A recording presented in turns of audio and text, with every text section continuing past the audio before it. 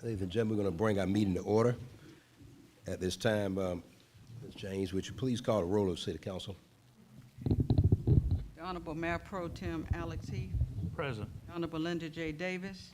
Present. The Honorable Samantha Hudson. Honorable Hattie Portis Jones. Present. The Honorable Ulysses Smallwood.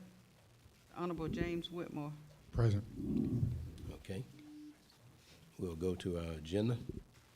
First item is the FY 2026 proposed department budget presentation. City Administrator. Go ahead, sir. Good evening, Mayor and Council. Good evening. Good evening. It is an honor to present to you the proposed budget for the upcoming fiscal year. Wanted to bring out a few key points as we move into the department presentations. This budget was formulated using the same collaborative process that we've used each year. We meet with every city department and get their input on their departmental needs. We've also continued our methodologies of using a conservative approach to estimating specifically incoming revenues. We think that is the fiscally sound way to approach budgeting so that we can ensure that our expenses are always well within what we've budgeted. Some of the distinct considerations for this budget, the fiscal impact and along with the implementation of House Bill 581 is still a work in progress. As you are aware, this is the inaugural year of House Bill 581, and so Fairburn, along with many other cities, are still working through what the actual fiscal impact will be from House Bill 581, which is one of the reasons we've chosen to again deploy a conservative approach to estimating revenues to ensure fiscal stability. The other consideration I would offer to you is that we are still in an ongoing inflationary economy. Costs for goods and services are continuing to increase, not only for those of us at home when we go shopping, but for the city as well. So that is what undergirds our conservative approach to this particular budget for FY26. The total budget across all funds is $83,453,680. Specifically, the general fund budget prior to any capital request is balanced at $31,258,457. In this particular general fund budget, there are no new positions funded in the general fund. The focus for the first 6 months of FY26 will be on filling existing vacancies and maintaining current levels of service for our residents while stabilizing and supporting our current staff. In a growing and thriving city, there are always consistent considerations for additional staff, and we've had those discussions with all of our departments, and as operational need and the budget is able to support, we consider adding positions when we're able to do so. At mid-year, it is our expectation that there will be additional revenue data that will allow us to present to council additional staffing needs consistent with our city revenues, operational needs, and budgetary considerations. Our capital budget this year is $4,889,065. Funds for these key capital and infrastructure projects in the budget for FY26 are proposed to be funded from our fund balance based on our 35% fund balance policy. Those funds in the fund balance are projected at $24,605,142. Some of the key projects in the capital and infrastructure area is the Duncan Park Access Road, which you know we've been working on for the last several years, and presented by Lester Thompson, our Director of Community Development, on a number of different occasions. Also, Duncan Park improvements. We all know that Duncan Park is our flagship park. Some of the elements there are aging. We need to make some investments there to continue to provide first-class service for our residents. We have included in capital the I-85 Highway 74 interchange project and the Fairburn illuminated signage we previously presented to council. That was budgeted in FY25. GDOT, however, was not ready to receive those funds. So we've, in essence, carried those funds over into this year's capital budget. We've got leases for 2 tillers and pumpers in the fire department included in that, along with some new life packs that they need there. It continues to move us forward in replacing our really outdated and aged IT servers. There's some lawnmower equipment for our general service department. And then there is an elevator replacement at GMC At the City Center campus, there is a need to replace the elevator in one of those buildings. That's included in capital, along with roof replacements at city facilities. So the total general fund proposed budget is $36,147,522. In the enterprise fund for utilities, that budget is balanced at $27,963,214. It will include the utility rate increases that were approved by council in December of 2023, which implement each January. In the utility enterprise fund, there are new positions. There are 3 electric meter technicians, 2 new electric linemen, and a utility coordinator. Those positions are an absolute need. The enterprise fund is a self-supporting fund, and so it provides the opportunity to add positions there that are operationally necessary. It also includes some other contracted services for the utilities fund as well. Lastly, a few key 2026 investments. We're continuing moving forward with the construction of our public safety complex, the police and fire headquarters. We are upgrading water lines in this budget in the downtown corridor from 6 inches to 8 inches and installing additional fire hydrants for improved fire protection. We will replace another 1,250 aging meters in our utilities department. And as you approved at a recent meeting, we will continue the conversion of overhead utility lines underground along the Rivertown Road corridor and Spence Road as well. In addition, facility upgrades to Duncan Park will include baseball fields, the establishment of a dog park, exterior refresh of the Duncan Park pool slide, a new gym floor in the youth center, and a new pavilion at Duncan Park as well.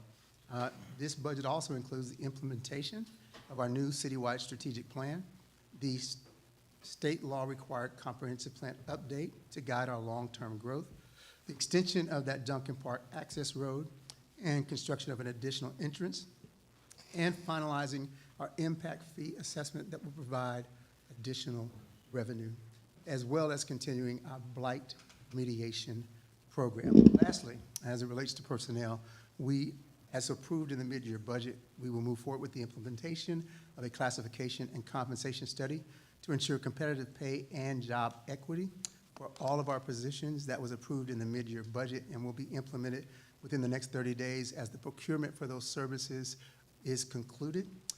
There will be there's proposed a provision of an increased holiday bonus in recognition of our hardworking and dedicated staff, and as previously mentioned, the addition of new positions in utilities. Over the next 2 days, we will have an opportunity to discuss all of these issues in more detail.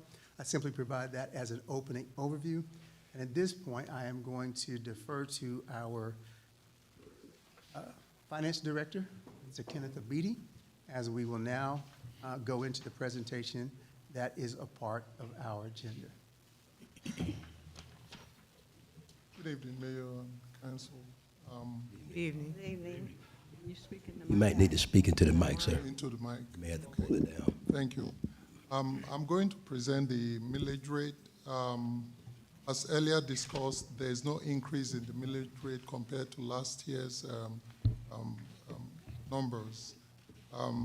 Millage rate is the rate, the tax rate used to calculate local property taxes. When multiplied against the assessed value of taxable property, it calculates the amount of property tax to be paid. It represents the amount per every $1,000 of a property's assessed value. The city must set a millage rate that provides sufficient revenue to support the maintenance and operation of the city for the next few fiscal years. In Georgia, property is required to be assessed at 40% of the fair market value unless otherwise specified by law, as stated, as shown on section 48.5-7. Property tax is assessed at the county level by the Board of Tax Assessors.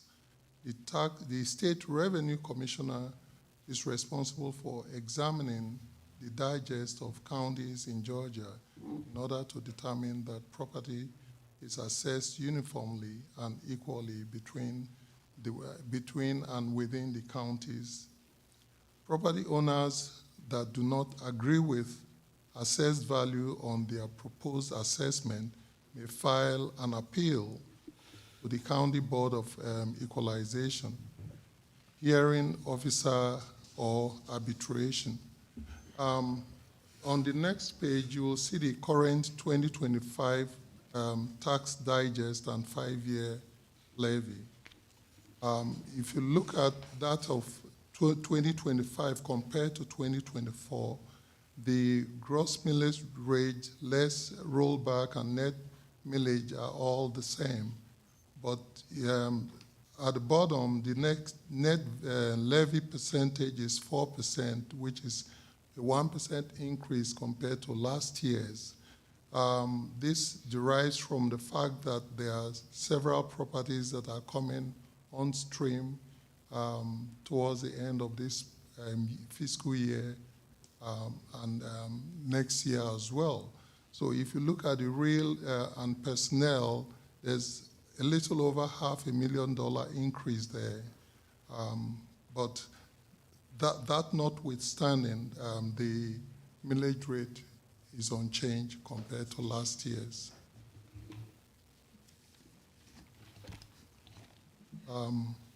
That's about it with the millage rate. I'll take any questions.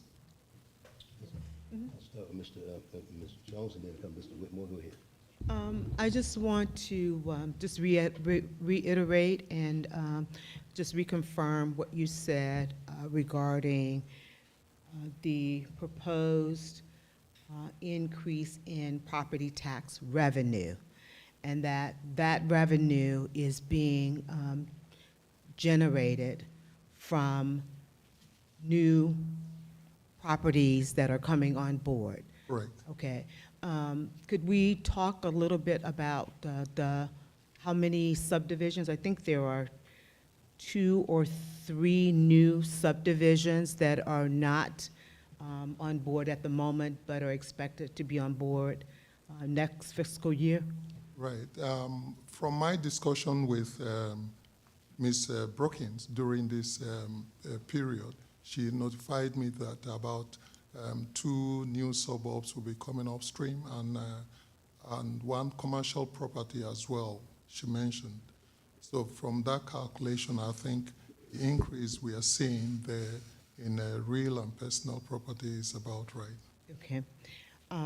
And secondly, I think this is the appropriate time to ask that question regarding the rollback rate. Could you just explain for the record what is the rollback rate? How do we use it and its impact on our budget? The rollback rate, if there's an increase in the millage rate and the council decides that there's no need to increase the rate, we can use the rollback rate to achieve the same objective, that is revenue that can accrue to the city. We can use the rollback rate to achieve the same objective, the same revenues that could accrue to the city using the rollback rate instead of the millage rate itself. Okay. If the rollback rate is lower, we can use that. Okay. All right, thank you. Thank you. Mr. Whitmore? Yes, sir.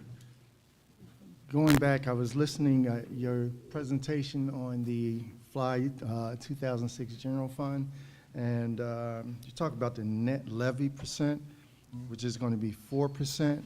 Can you expound on that just a little bit more? If you compare what we had last year is 3% and now it's 4%, a 1% difference. So the increase you're seeing are the real and personal. I'm sorry, say that The again? increase you're seeing on real and personal for 2025 compared to 2024, that's what that percentage represents. Okay, understand, thank you. Let's now talk about the reserve account. Yes, Okay, so last year, we did go from 35% reserve of all the taxes coming in, 35% went into the reserve account, went down to 28%, yes, all right? And at that time, you weren't here, but the proposal was to raise the millage rate, all right? So the compromise was to roll that reserve account from 35% down to 28%, and the city was still able to achieve a $2 million plus, yes. all right? In your opinion, looking at our financial stability here in the city of Fairburn, would that 28% still provide us with enough cushion to continue it versus going back to 35%? I'll state that the city's finances are healthy. We have enough cushion to meet our short-term obligation as well as the long-term obligation. But the current reserve is, where it is now, will give us enough cushion to withstand any kind of unforeseen circumstances that could befall the city. Okay, so just for additional clarity, I remember one of council stating in a previous council meeting that I guess we agreed to last year, I didn't recall it, we agreed that we would take that 35% down to 28%, Yes. but it would automatically go back to 35%. Yes. But if I'm hearing you correctly, the health of the city of Fairburn financially Yes. to withstand both short and long-term unforeseeable situations, Yes. we're good Yes. at 28%. Right. Is that correct? Correct. Okay, and I'm not sure where that's going to come up in the conversation, but I know that'll be a decision of mayor and council. Okay, but it's nice to know that we still have a healthy situation here in the city, all right? And I felt that would be based on the recommendation of reducing that down last year versus adding a mill rate increase. You did mention 2 new communities coming into the city in the next fiscal year. I believe that's my understanding. And with those 2 communities, did they share with you the number of houses within those 2 communities? She did. I do apologize. Excuse me. I apologize. That document is lost in so many documents I've been going through. And do you have? Let me let Ms. Good evening, Honorable Mayor and City Council members. According to the information provided by Ms. Brookins, the completion of projects by end of Q1 of 2026, that includes 32 remaining lots in Evergreen. Their optimistic scenario is 5 to 7 lots per month for the next 8 to 9 months. Estimated completion of 40 to 63 lots. All 32 remaining lots could be completed on time. Ferndale has 147 remaining lots. Their optimistic scenario is 6 to 8 lots per month for the next 8 to 9 months. Estimated completion of 48 to 72 lots. And that's roughly 1/3 to 1/2 of the remaining lots could be completed.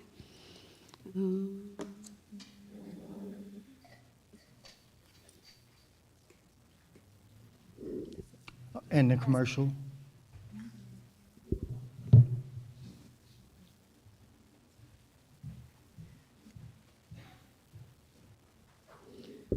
So we have a number of projects that are scheduled to come online in the later half of 2026. That includes approximately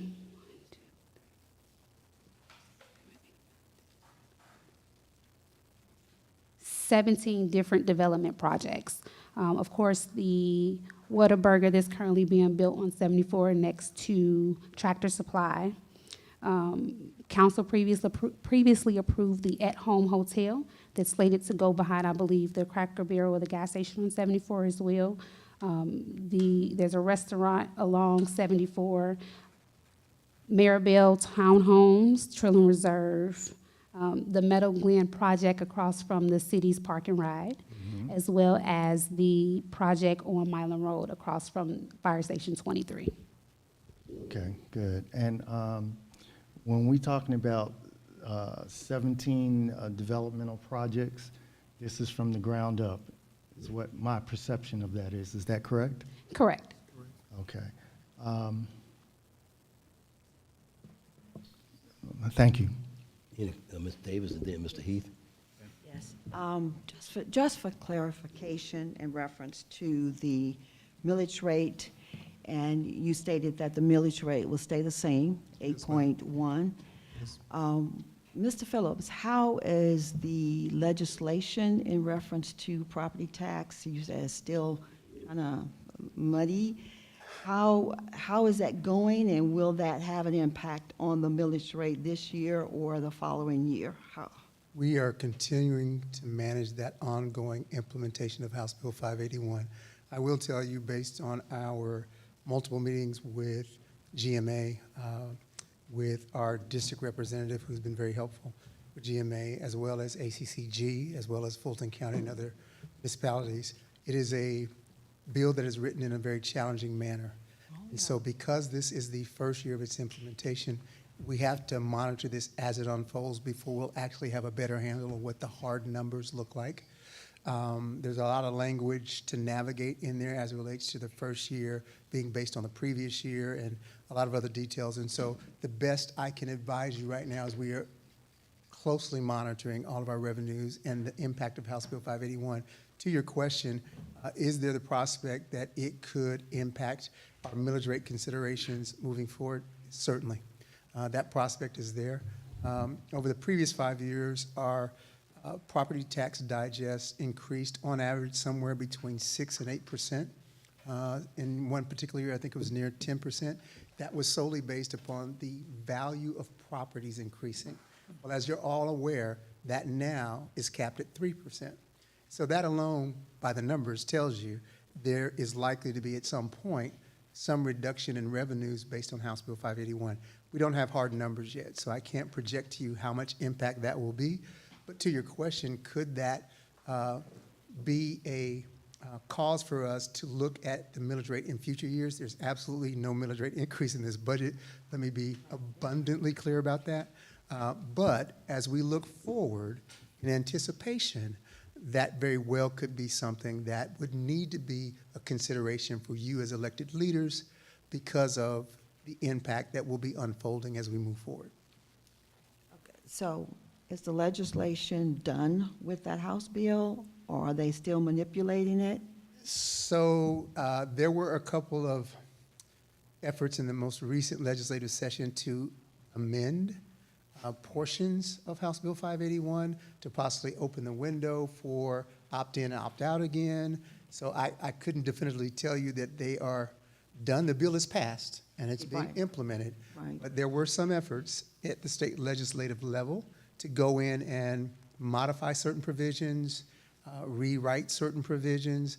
And so that remains a possibility, and we'll have to monitor the state legislative process to see if in the upcoming session there are any impactful changes to House Bill 581 that we would have to factor into our fiscal considerations. Are there any opportunities for citizens' input on the various stages of this legislation? I believe there's always an opportunity for citizens' voices to be a part of the process. I would encourage all of our citizens who have that interest to contact our state legislative delegation. They can probably provide a more detailed update about possible considerations or what they may be aware of could come before the legislature, and at the same time to advocate for what they believe is the best process forward. We've got a great state delegation here in our area. I'm sure they would be more than willing to hear from their constituents. And so that's always a positive way for citizens to engage in the process. Right. Okay, thank you. And on that note, Ms. Davis, actually, in this case, just for point of clarity, our state representative, both Ms. Lydia Glaze and Derek Jackson, will have great insight as relates to the request that you're making. This bill, in candor, just pure candor, ladies and gentlemen, this bill actually has a lot of the mayors really upset because of the uncertainty of its impact.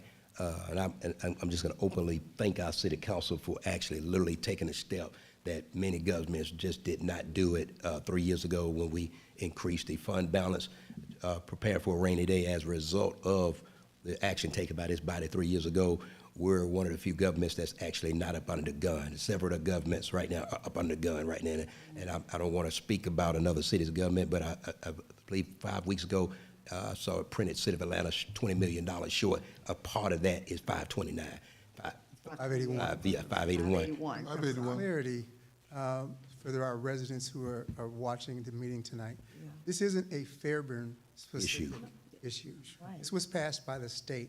It applies to municipalities from north, south, east, and west, if you're in the state of Georgia, not only cities, but counties, school boards also.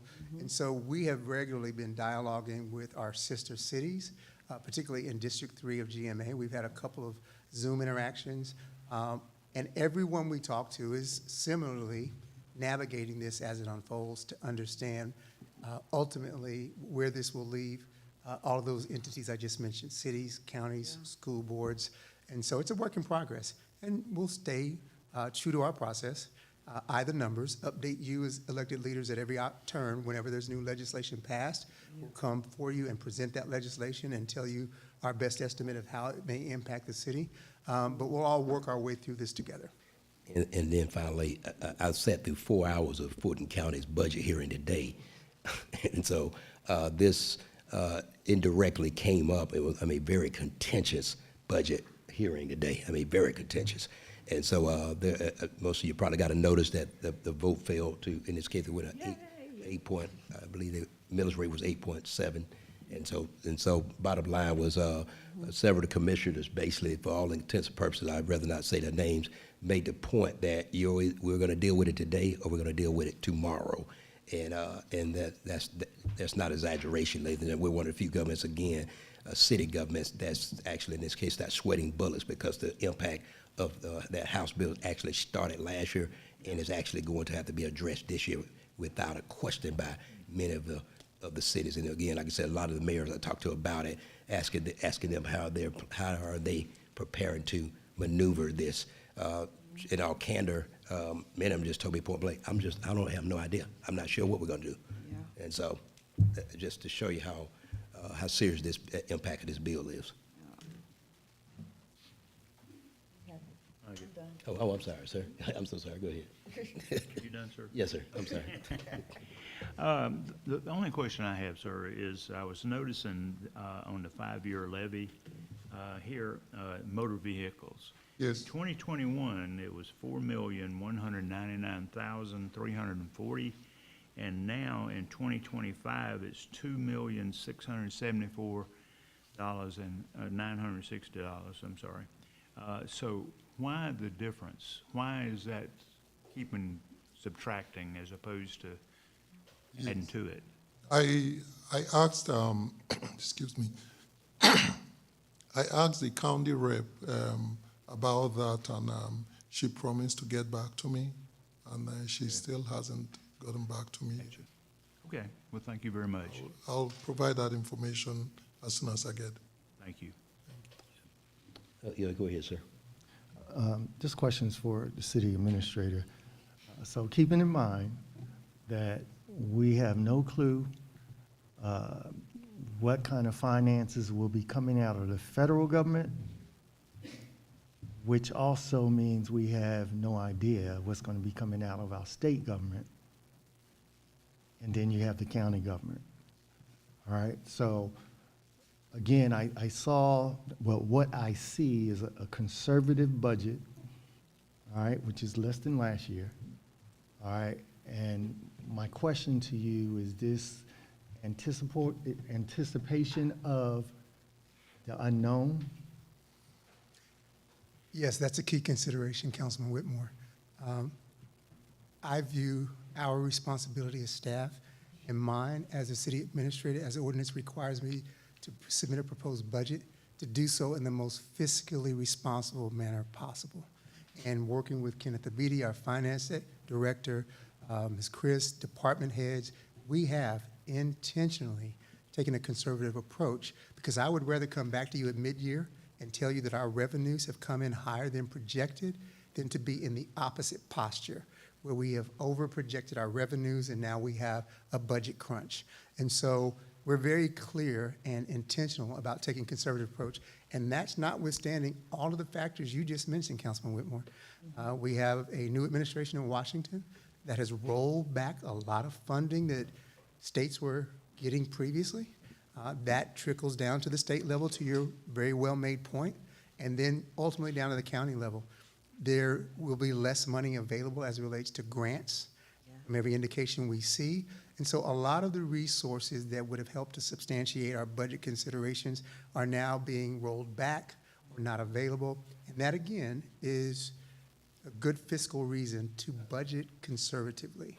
And our hope is that in doing so, at mid-year, we'll be able to come back and offer for your consideration as elected leaders some improvements, particularly in the staffing area, that the budget will now allow us to make. I'd rather do that with more certain revenue numbers than to add positions in this budget with the uncertainty you just highlighted, and then come back and say we are on unstable fiscal footing. So it's intentional. Yes, we're going to budget conservatively, but I believe in doing so, it will put us in a better position as you give us direction at mid-year on how we can proceed.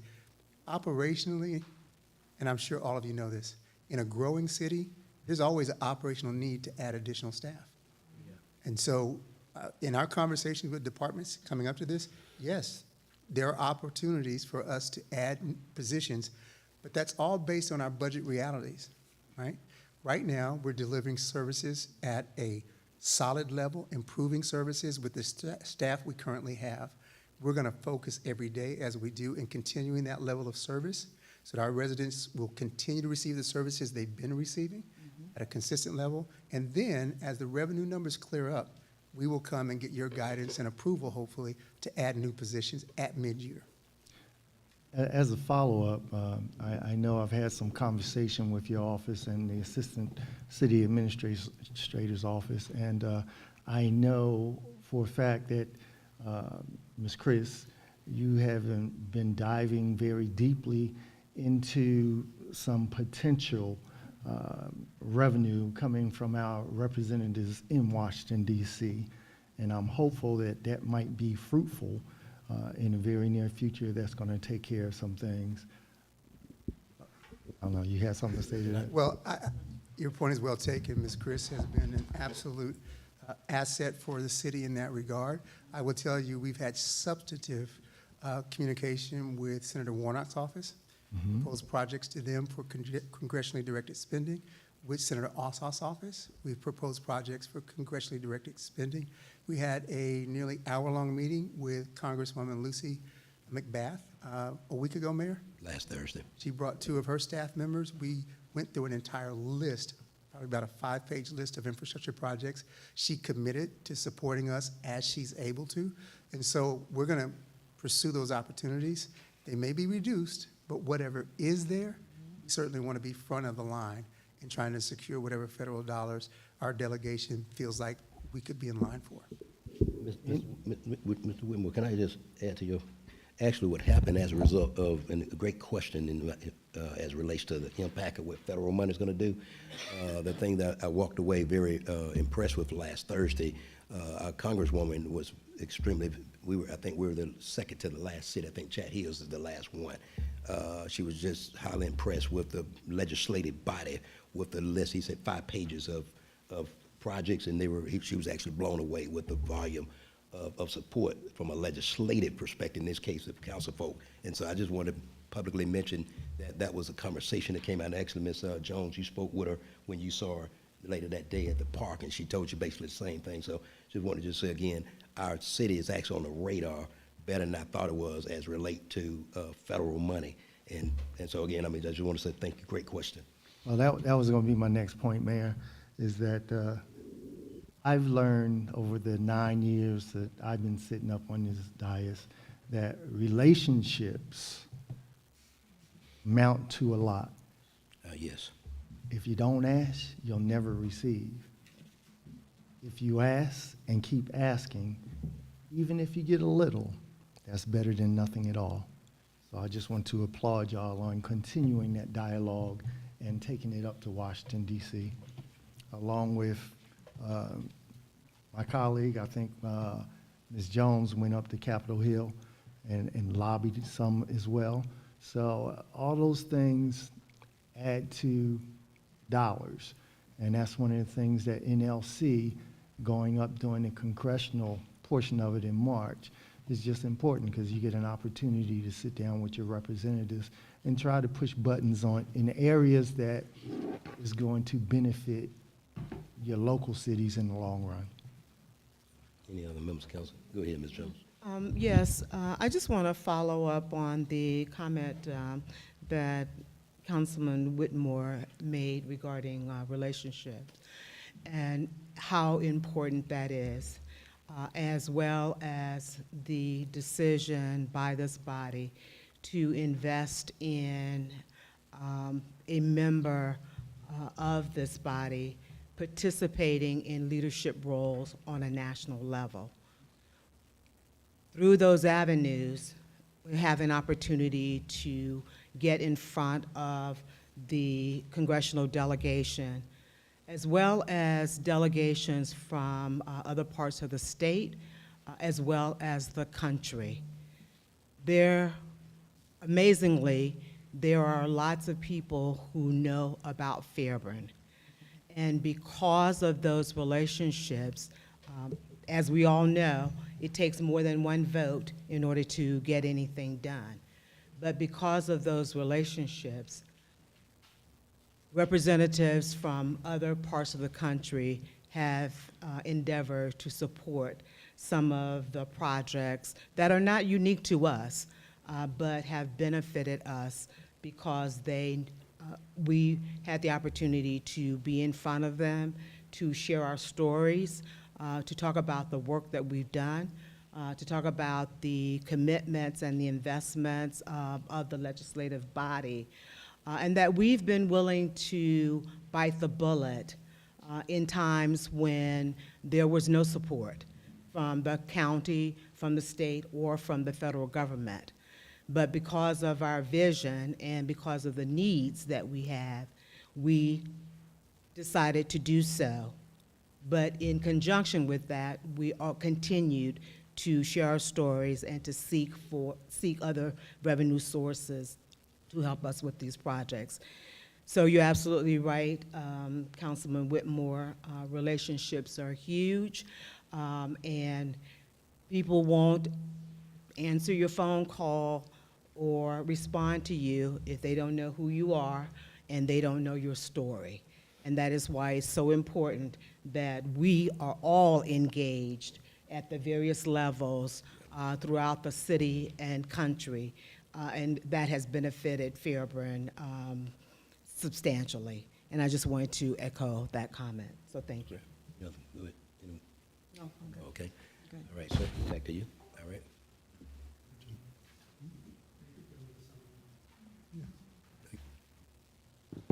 Are you finished? I should go on. Thank you. For FY 2026, general fund, as you have all echoed earlier, the budget, it's a conservative budget. The projections, as you can see from the revenue projections, taxes, we are expecting about 25 million in taxes and a total taxes of 36 million. That is matched with comparing that to the total expenditure budget. So, for each department, the total projection for each department is also stated. So we have a balanced budget there.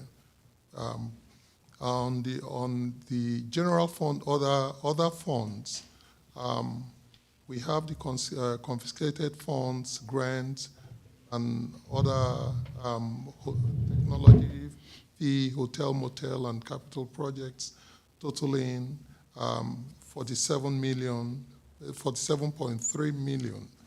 And on the summary, the next page, summary, you will see that we have a total of a budget of 83.45 million. And that's for the revenue as well as the expenditure. So we pretty much have a balanced budget. Question. Go ahead, sir, I'm sorry. Go ahead. One question. In looking at the FY26 general fund, other funds, can you or do you have a way of articulating how the increase in the hotel motel tax has benefited the city of Fairburn?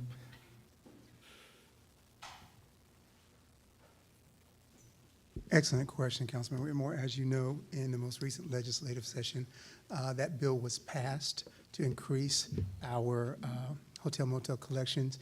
And so that collection began, I want to say, second quarter. As we move forward, yes. And so it's not fully projected yet. And so I can't give you a full answer on that because the implementation process, you may recall Mercedes Miller came to do a presentation as we established our destination marketing organizations, our CVB, in conjunction with the airport CID. So those building blocks are being put in place now. And so at mid-year, we'd be able to give you a hard number on the increase due to the additional 5% collection as approved by the legislature. And just as a highlight, next year is going to be a big year with the soccer coming in, which means they don't have enough hotels in the Atlanta area. They're going to drift out this way, and a lot of people would rather stay out here versus in all that confusion down there. Absolutely. So we should see an overabundance. Maybe I shouldn't say it that way.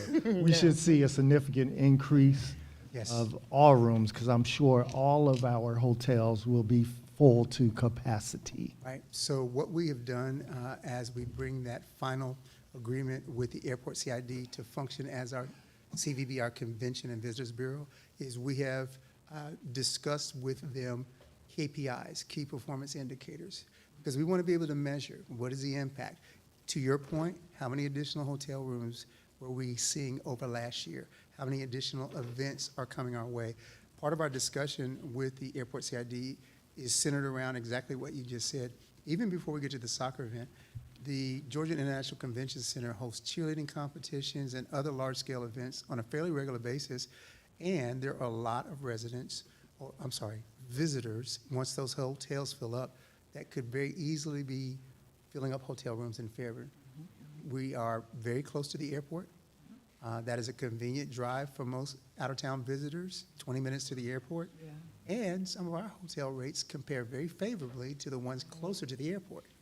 And so it's safe, it's affordable, and it's close, and we want to promote that and see what those numbers do. So economic development, well, not economic development, but having all these people coming from out of town, spending money in the hotels, spending money for food, various other entertainment. I'm sure that our businesses are aware that the World Cup is coming.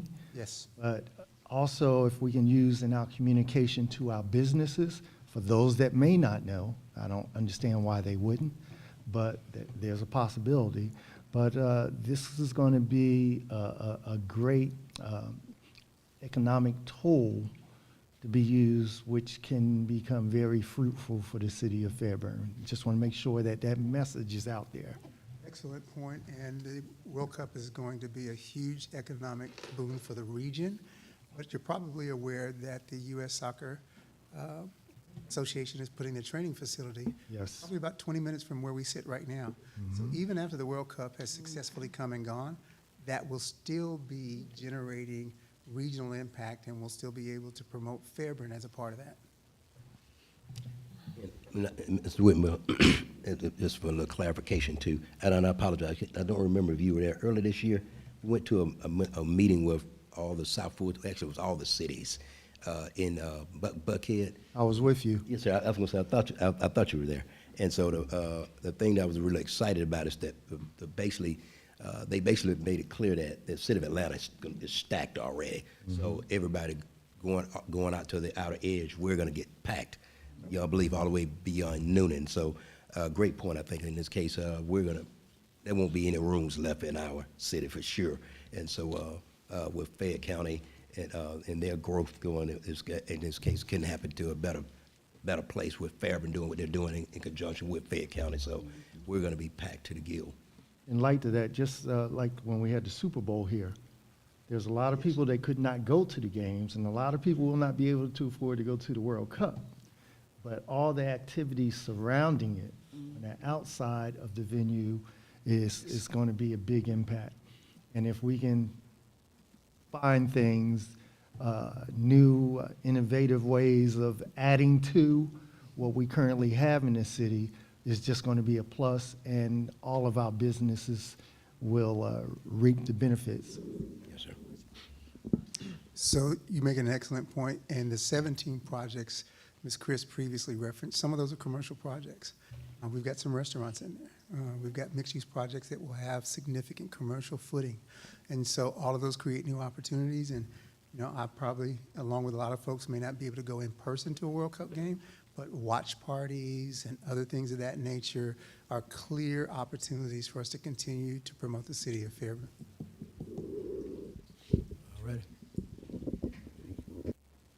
All right, who's next?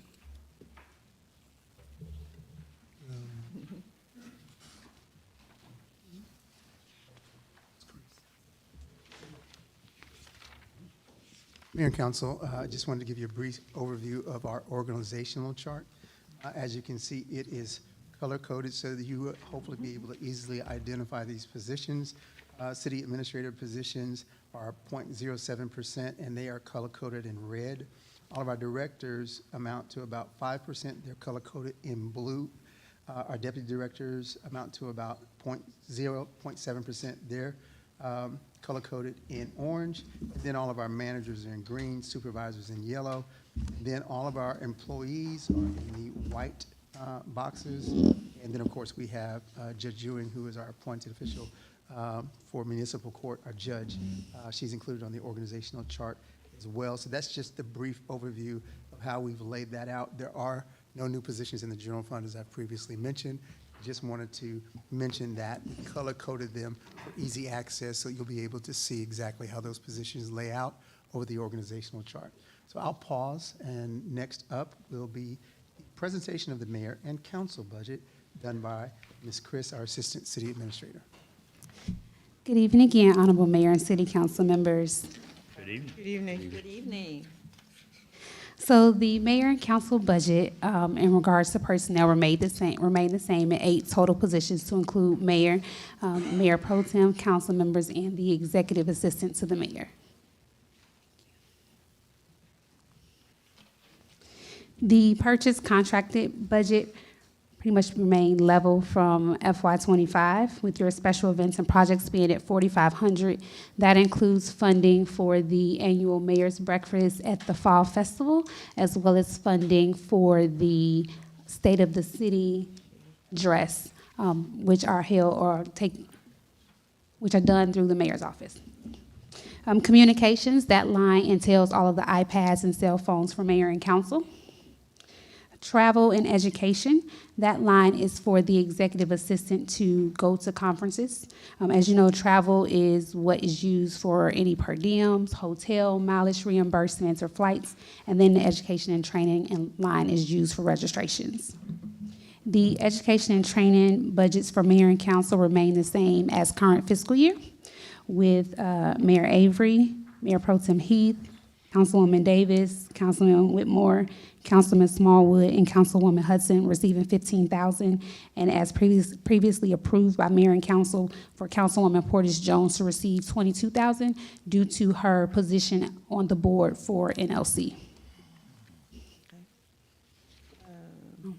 Are you done? I mean, You got a question? yeah. Yes, ma'am. Yes, Go yes, ahead. I noticed on our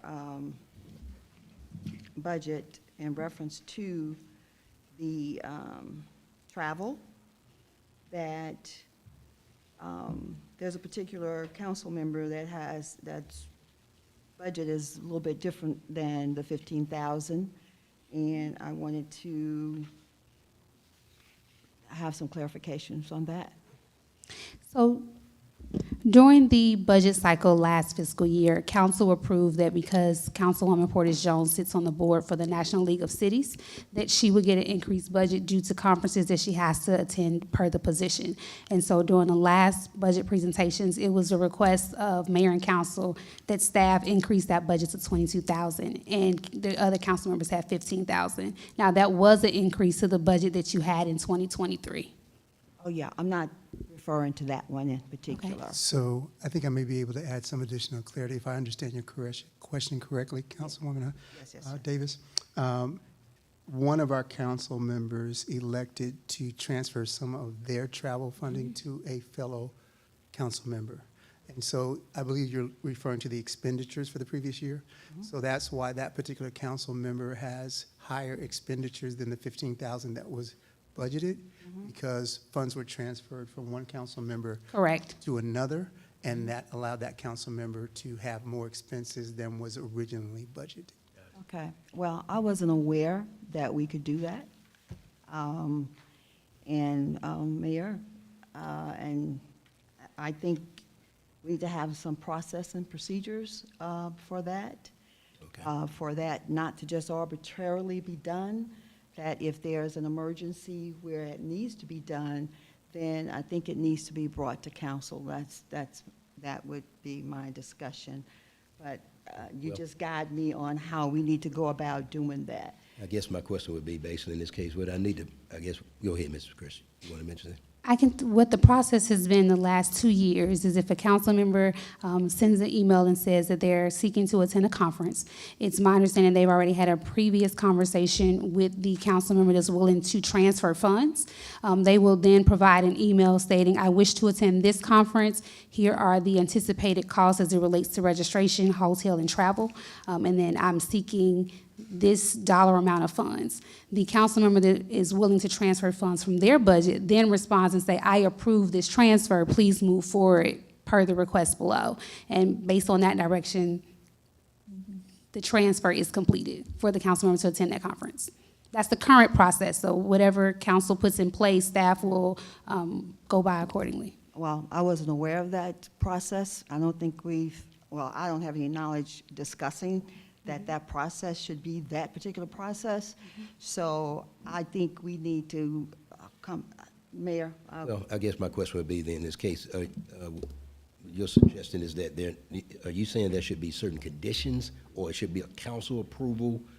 That's what I'm trying. You saying if the request has been made and another council, let's say a council member, I'm just going to use me and Mr. Whitmore, for example. Mr. Whitmore says, Mr. Whitmore, I'm $5,000 short. You mind? It's your contention that it should come to the body to say that yay or nay? Yeah. Okay. Well, the reason I'm saying this is that in our budget, we are budgeted a certain amount Yes, ma'am. for travel. These are tax dollar monies. Okay. And I think it should represent, if I'm budgeted for 15,000, and for some reason I don't spend that 15,000, then that's money that can go back into the budget to stay in the budget.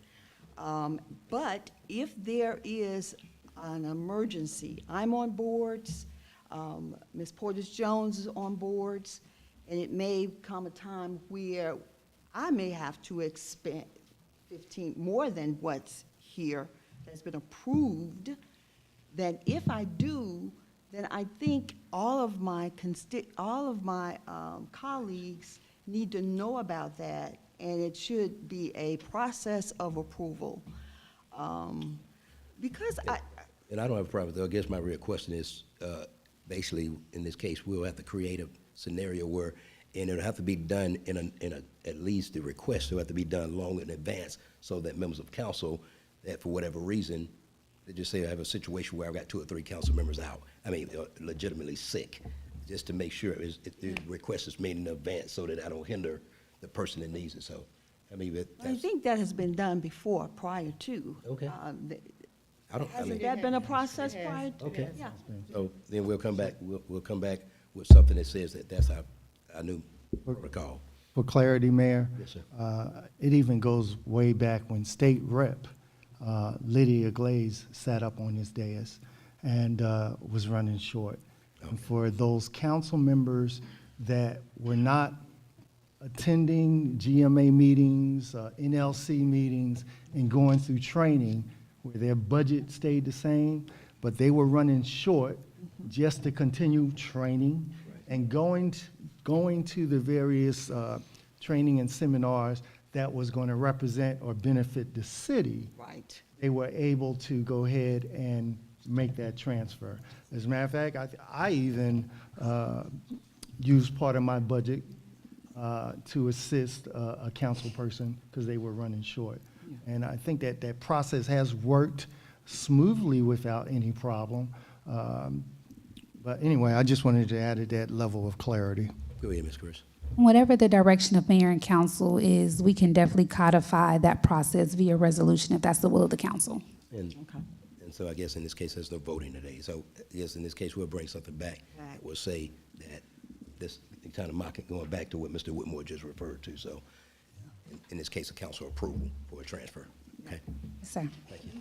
I'm sorry, yes, ma'am, go ahead. Okay, and so yes, historically, that has been a practice. I think the difference that happened this time is that it did not become before the body for us to discuss and approve, which is what we've always done in the past, right? Because we established a budget, and we are expected to live within the budget that we've been given. And if we need to go outside of that, that bears discussion among this body to agree to do something different than that. And I just wanted to respond to that. And then secondly, for clarification, the increased dollars that I have received is not for conferences and training. It is for being a board of director of a major organization, which means as a director, I am part of the decision-making process on the direction of the organizations, the dollars that we spend among the organization, the staff, how we operate, et cetera. It is no different than what I do here in my capacity as a council member. So I wanted to be clear that those dollars are not for conferences and training, but for my role and responsibility as a board of director of a major municipal advocacy organization that benefits this city and the other 19,000 city, towns, and villages across the United States. So I just wanted to make sure that that was Mr. clear. Whitmore? Thank you. Yes, Mayor, just for clarity, I heard your comment, but I just wanted to come back and say that my comment leaned towards, we did not come back to the body. When the council person approached me, in this case Lydia Glaze, all right, I didn't have a problem with it because I knew what my schedule was and I knew that I would not be using, what was it, 12,000 back then? It was. 12,000. I knew I was not going to be using my training and travel of $12,000. So all I did was communicate it, I believe, with the clerk, and then we made sure those things happened. So the communication was between the individual that needed it and the individual that had it. And as you know, we have had a council person that never went to anything. So that 12,000 stayed there and was never used. They didn't perform any training whatsoever. Right. All right, but anyway, I just wanted to make sure I was clear on that because didn't want you to think that my comment was along the lines of Ms. Davis. It was just that it was done a different way. No, absolutely.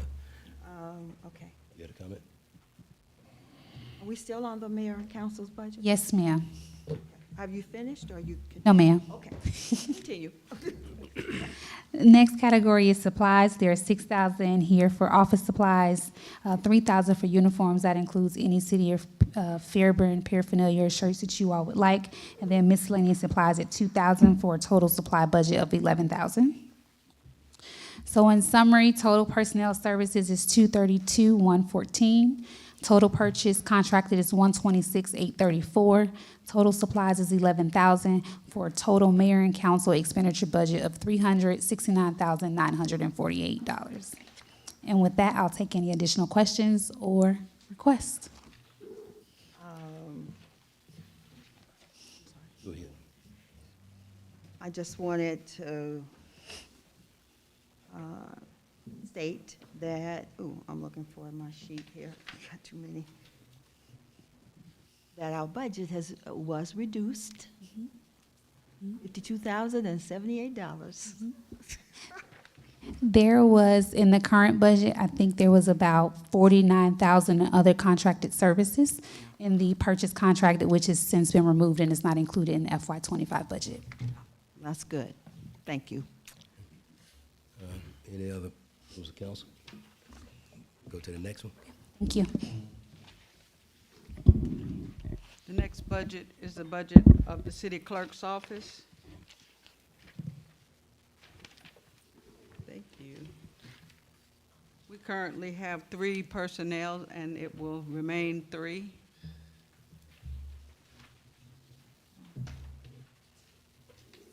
For our contracted services, well, purchase contracted, we have communications, which are the cell phones and I believe a hotspot for working home. We have advertising, 2,000, printing and binding, 500, postage, 300, travel expense, which is for hotels, dues and fees, which is what we have to pay for our dues for the Clerks Association, training, which for our classes, other contracted services, $66,005, and those are for, we have $20,000 that we still have in for the charter. We have $19,000 for Municode, where we do the codification of the ordinances. We have $6,455 for just FOIA. I'm sorry. We have $13,050 for civic clerk, which is the agenda management. And we have miscellaneous $7,500, which part of that is for the South Fulton Municipal Association. And if we decide to host one of the clerks trainings in our district meetings.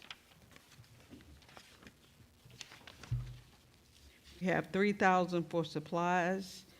We have books and $100, uniform, shirts, $500, miscellaneous supplies, $500, for a total of $4,100. Total personnel services, $3,011.688. Total contracted services, $76,405. Total supplies, $4,100. Total budget of $392,193. Questions? Any members of council got a question about this budget? Yes, Mayor. Go ahead. Yes, ma'am. Madam Clerk, Yes, ma'am. for advertising, when you're required to post in the South Fulton Neighbor, the meeting notices and all the other things that you're required to post, are those dollars included in that line item? Yes, ma'am. Second question, where are the dollars for the cost of elections? We removed it for next year. This is for 2026. It's not an election. We had 40,000 in, but we had to cut our budget, so we cut that, and hopefully we don't have to have a special called election next year. Okay, and if we do, then is that becomes a mid-year request? Yes, ma'am. Okay. Then otherwise, we allocate dollars for elections every other year. Is Yes. that the pattern? Okay. Yes, ma'am. All right. And for, let's see, then for statewide elections, that is all county. We contribute no dollars to those elections. No. All right, thank you. Mr. Whitmore, then Ms. Davis. Yes, just only a comment to the clerk. I did receive a phone call from a citizen in reference to the exceptional phone service of the receptionist. I know it came in through the regular internet, all right, and I wasn't sure if the city administrator had it, tried to forward it, but it wouldn't allow me to do so.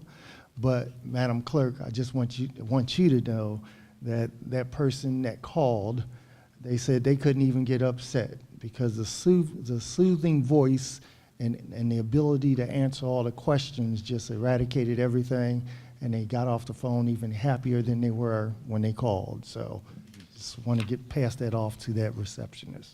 Thank you, and I will relay that to her. We get a lot of calls, I must say, about how pleasant she is. That's awesome. That's Ms. Meaches Freeman. Yes, Meaches Sorry? Freeman. Ms. Meaches Freeman.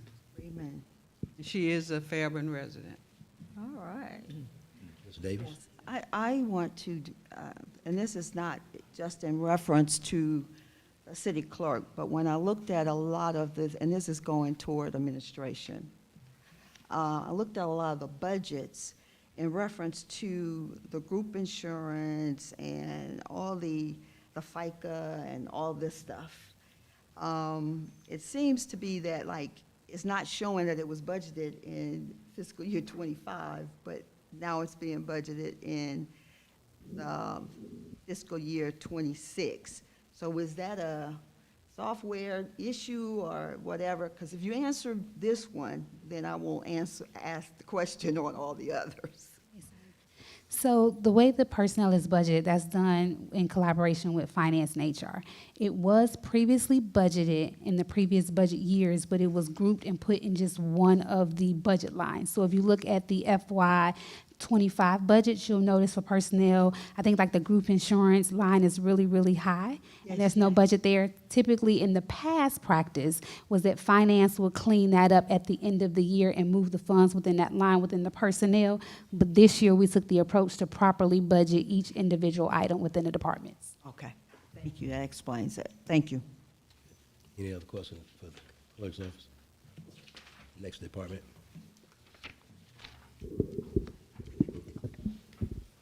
Good evening again, Mayor and Council. I want to provide you an overview of the budget for the City Administrator's Office. Hopefully you had an opportunity. I won't go into any detail to read the FY25 and FY25 highlights and the FY26 goals. Many of those I'm sure you're familiar with, like the completion of Fire Station 23 and the finalizing of the design for the public safety complex. Key advancements for the city, and I definitely wanted to mention our 37% crime reduction rate, which is just stellar on the part of our police department.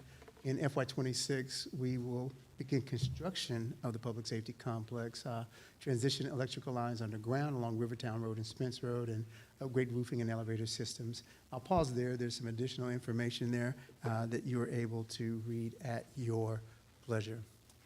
As it relates to the personnel budget, there is no change in the City Administrator's Office. It remains the same as it was in the previous fiscal year. Next is our purchased and contracted services, which is, bear with me with my technology one moment, includes some key highlights that I will briefly speak to. The legal fund covers, at $640,000, covers city attorney and other legal fees. The $21,650 for dues and subscription covers the city's enrollment fees for GMA. also for National League of Cities, also for the GMA Hotel Motel services that we receive from GMA each year, as well as memberships in ICMA, GCCMA, and NFBPA. The other contracted services, the lion's share of that, approximately $900,000, is the enterprise fleet management system. We have a total of 95 vehicles throughout the city. 77 of those are in general fund, 18 of those are in the enterprise fund.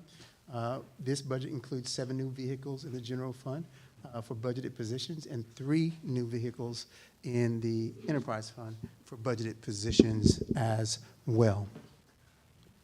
Moving forward, we have our supplies very briefly, $1,500 for offices, basic office supplies, $6,000 for gasoline, $1,000 for uniforms, and general miscellaneous supplies at $4,000 for a total of $12,500.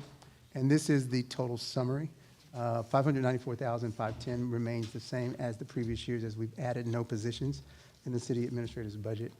Total purchase and contracted is $1.7 million, and total supplies is $12,500 for a total summary budget of $2,308,280. And I will pause there.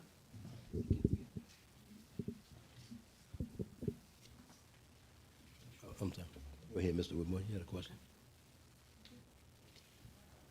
With the enterprise, Sir. 95 vehicles plus, we're rolling those over every year, every 2 years? Approximately every 3 years. It is. I'm sorry, I'm sorry, I'm not sure if I'm speaking directly into the microphone. Every 3 years, approximate is the goal, because we have what is called a revenue leasing model. And the reason 3 years is the goal, and it can vary from vehicle to vehicle, is that we are able to recoup some of the investment in those vehicles and apply them to the next vehicles. And so 3 years on average is when we refresh those vehicles. But I would pause to tell you it can be different depending on vehicle usage is a little different in public safety than it is in some of our other user departments. But the standard is about every 3 years. So one of the things they're looking at is the mileage when we... Absolutely. Absolutely. And then vehicle availability. Certain vehicles, when we first entered into this agreement with Enterprise, we were coming off the heels of the pandemic. And, the supply chain issues were very dramatic. And it affected what vehicles were actually available in sufficient quantities. That changes over time. Supply chains have updated since that time. And so certain vehicles that may have been available 3 years ago may not be available today. We're always looking for fuel efficiency and best cost.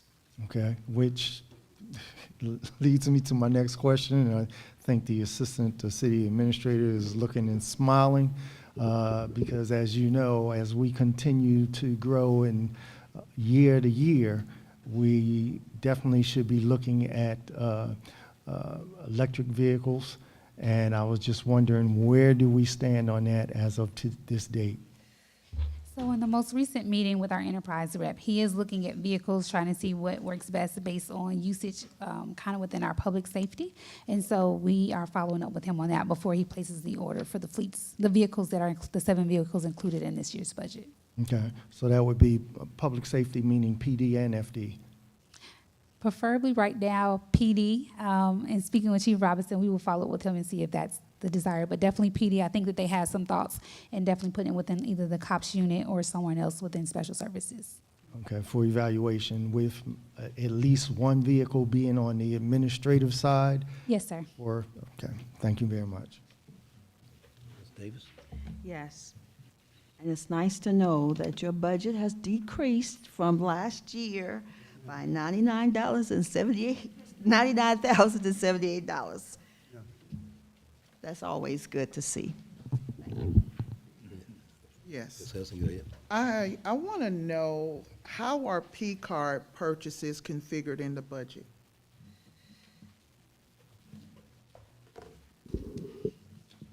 So majority of the P card purchases are done for travel. And so for instance, I'll use myself as an example. While attending GMA, the registration, as most employees that attend a conference, we use the registration for the P card, and then when we go for the accommodations as far as hotel, that's put on the P card as well. So I want to be specific. A resident reached out to me about the P card purchases from you and Mr. Phillips. One of the things that stood out was consistent purchases, food purchases, the allocation for business meetings or department meetings, Home Depot purchases, just random. And the reason why I'm bringing it up, because even though we have a reduction, I think how we spend and how we manage is important. Planned purchases with our planned projects. So I am concerned about the number of purchases for food. So recently, when we had the council retreat, food was purchased for breakfast and lunch for mayor and council for that retreat. Additionally, last year, you all approved in the budget for us to have 30 employees attend the supervisory leadership training. That was done, I believe, every 2 weeks on a Thursday from 8 to 5. And so because they could not leave, we provided staff lunch for them and the trainers because they were in all-day trainings. And so that's pretty much the main usage in reference to food on any of the P cards, if it's for meeting purposes or in those instances, if it's a council meeting. I was trying to be somewhat general, but I want you to know, in all transparency, the time frame in which the resident looked at, from 2022 up until now. And that is a consistent pattern. So I'm gonna ask this administration, when it comes to small purchases, I know that we had a conversation around, we're cutting the budget by doing a lot of in-house work, but that sounds like to me that's still planned. So every action that we have for an expense should be a planned expense.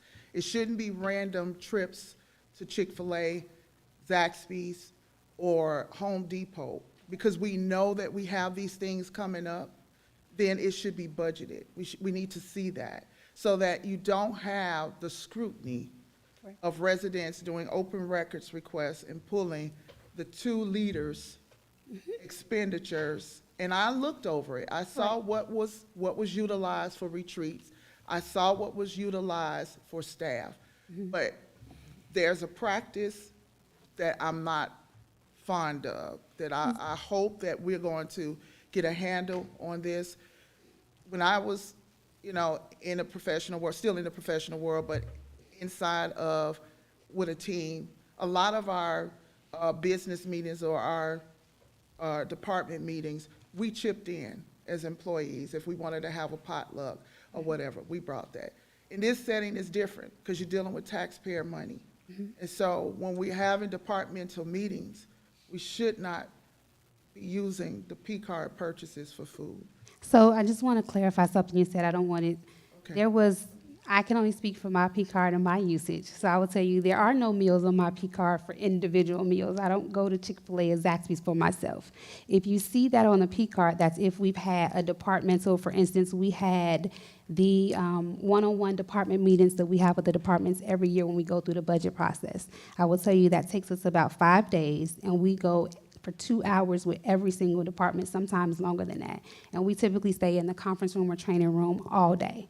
In those instances, we will provide lunch in that instance. But I just because for clarity for what you said, I don't want it to be perceived as if I'm using my Peace card for personal meals, because that's not the case. No, the purchase amounts does not look like I just that wanted they to were have it on the record individual for clarity. meals. Thank you. And there are some explanations later on in this process that I want clear on, because there was some that was not reconciled, and they were near $1,000, several.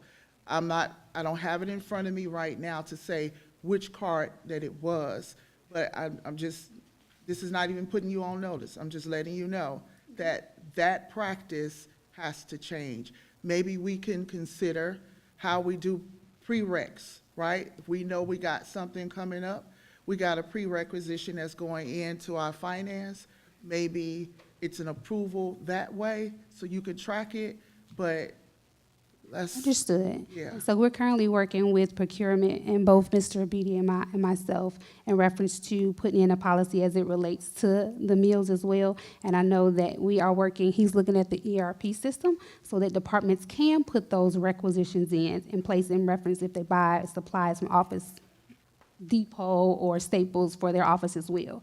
And so just in reference to the budget, everything that's budgeted within that business meeting, the funds have been used there and it's never exceeded what was budgeted. So for instance, in the current city administrator's budget, there is $2,500 budgeted for business meetings, and so based on my recollection, the department has never exceeded whatever council has approved in that line in reference to business meetings, but your notes are duly noted. Okay, thank you. That's just a heads up. Any other- Thank you. oh, I'm sorry, I go wasn't ahead. done. I'm sorry, go ahead. Infrastructure, I needed to be spelled out really clear. We have a huge issue with utilities, and when we're coming into a new budget year, our projects, and then which we are going to be venturing out, needs to be spelled out clearly. I met with some residents on last night about their utility concerns, and it always leads back to the backlog of our infrastructure. One of the pending questions came up was, how was ARPA used as it relates to utilities? So I will, as we go through this process, I need to know how much specifically, how much infrastructure improvement is going to be completed for utilities. That includes meter change out. I know that we already have work in progress, so you don't have to repeat that in terms of what we're doing to bring our utilities underground from outside.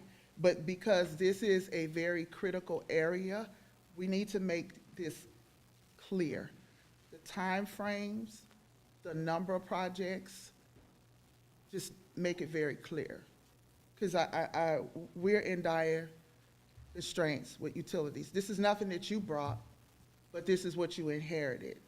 But with your inheritance, the due diligence is, yes, the fire station is great, we're killing it with that. We already know what public safety is bringing. But utilities is under pressure right now.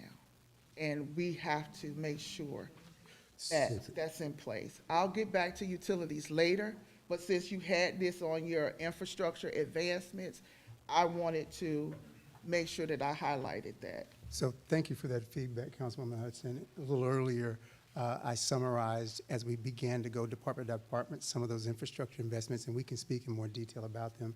We're replacing in the downtown corridor water lines, removing 6-inch lines, putting in 8-inch lines. You've already mentioned the utility infrastructure dollars for conversion of overhead lines to underground lines. We're replacing another 1,250 aging meters in this budget. So I'll pause there because as we go through the utilities budget, there'll be an opportunity to talk about some of those investments in more detail. I'll pause as well. Any other members? Okay. Seeing none? Okay, go ahead.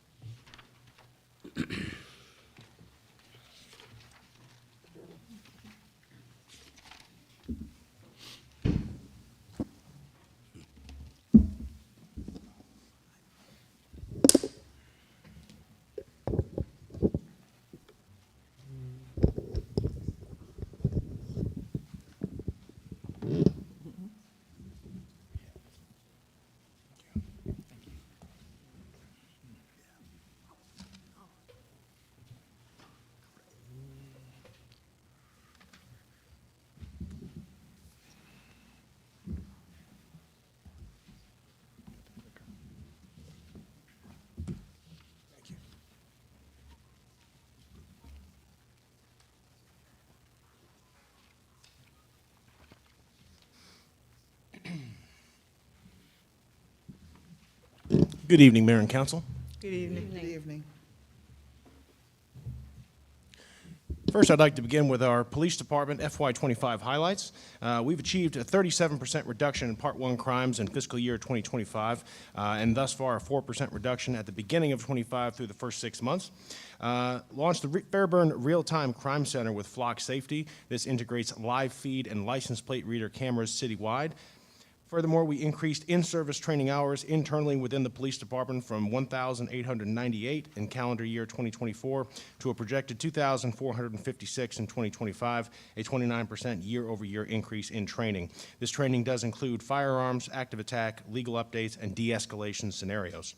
Finally, our patrol officers, supervisors, and detectives, excluding the command staff, received advanced training through the national conferences such as the FBI LEDA, which is the Law Enforcement Executive Development Association, ROCIC, the Regional Organized Crime Information Center, ILEDA, which is the International Law Enforcement Educators and Trainers Association, and others.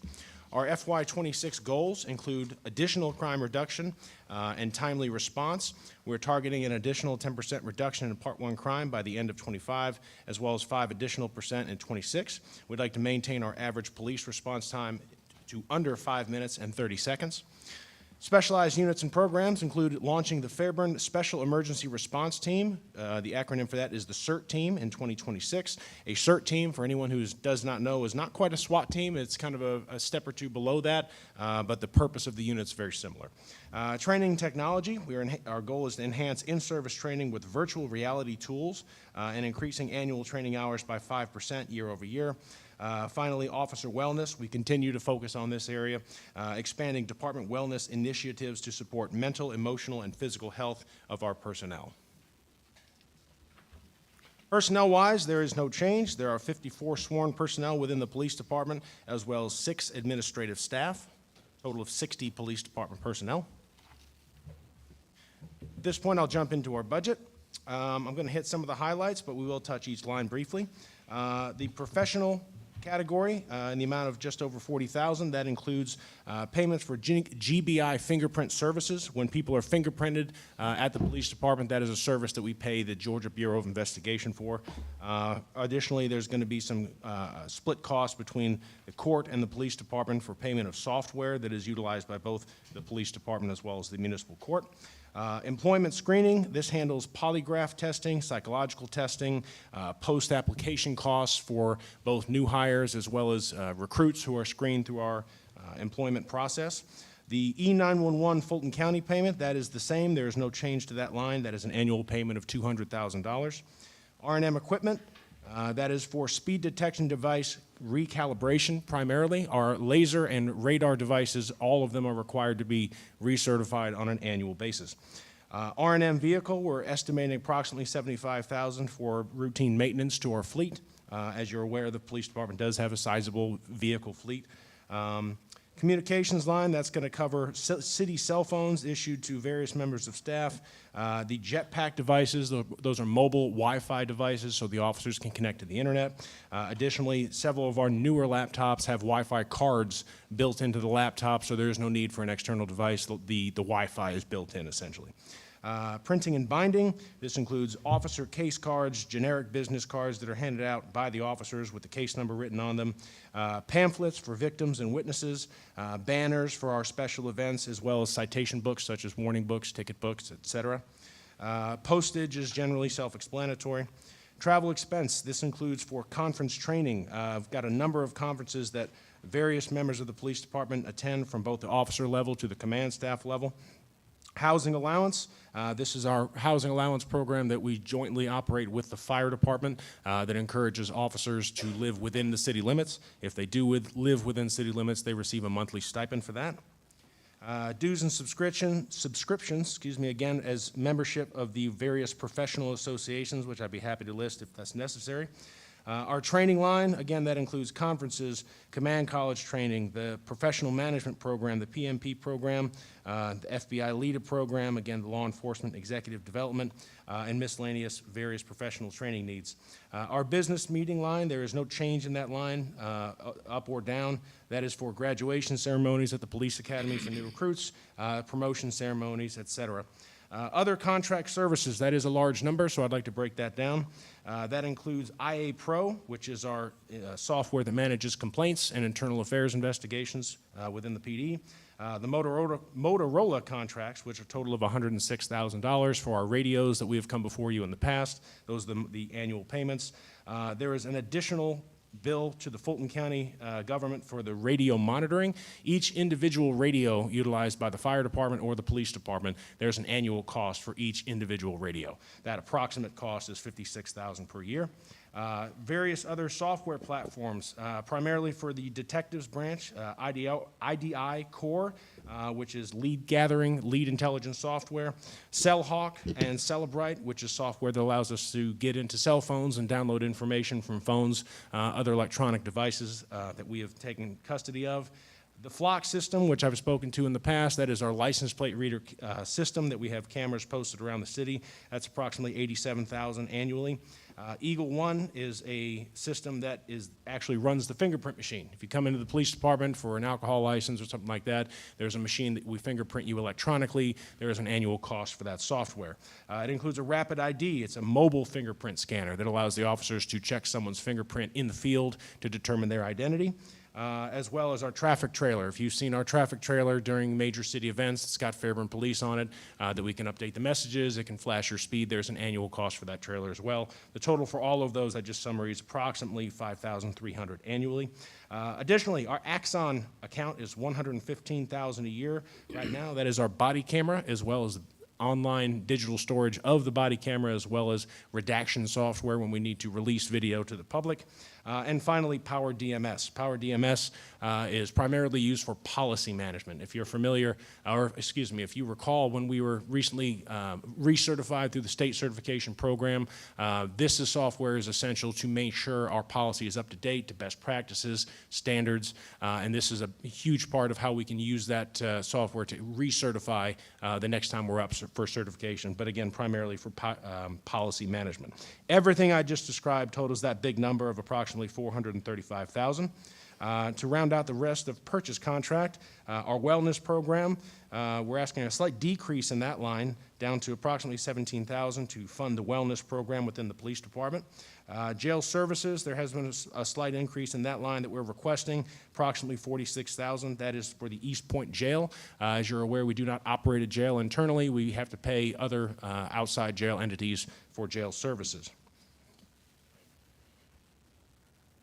Jumping ahead to supplies, our donation expenditure line, we're requesting approximately $23,000 for that line. This is primarily our community events, our larger community events. This funds the National Night Out, which was going to be this week. We're unfortunately rained out. We'd like to encourage everyone to join us next Friday at the Third Friday concert, where we will be giving away those school supplies. This also funds the Blue Light Christmas event, which we do in December. This is when we take local kids Christmas shopping. It also funds our recruiting supplies. So when we do recruiting events, we'd like to have some Fairburn PD merchandise to be able to hand out to people, cups and pens and pencils, stuff like that. Additionally, our technology supply line is next. That's actually a decrease of approximately 27% compared to last year.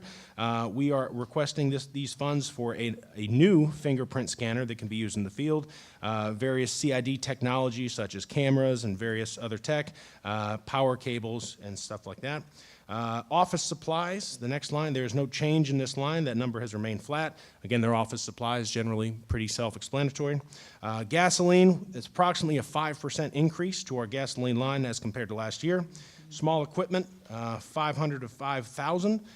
This includes rifles for the CERT team. The CERT team is the Special Emergency Response Team I made reference to before. They would like to outfit them with some special rifles, special equipment, helmets, ballistic panels to make sure they are safe.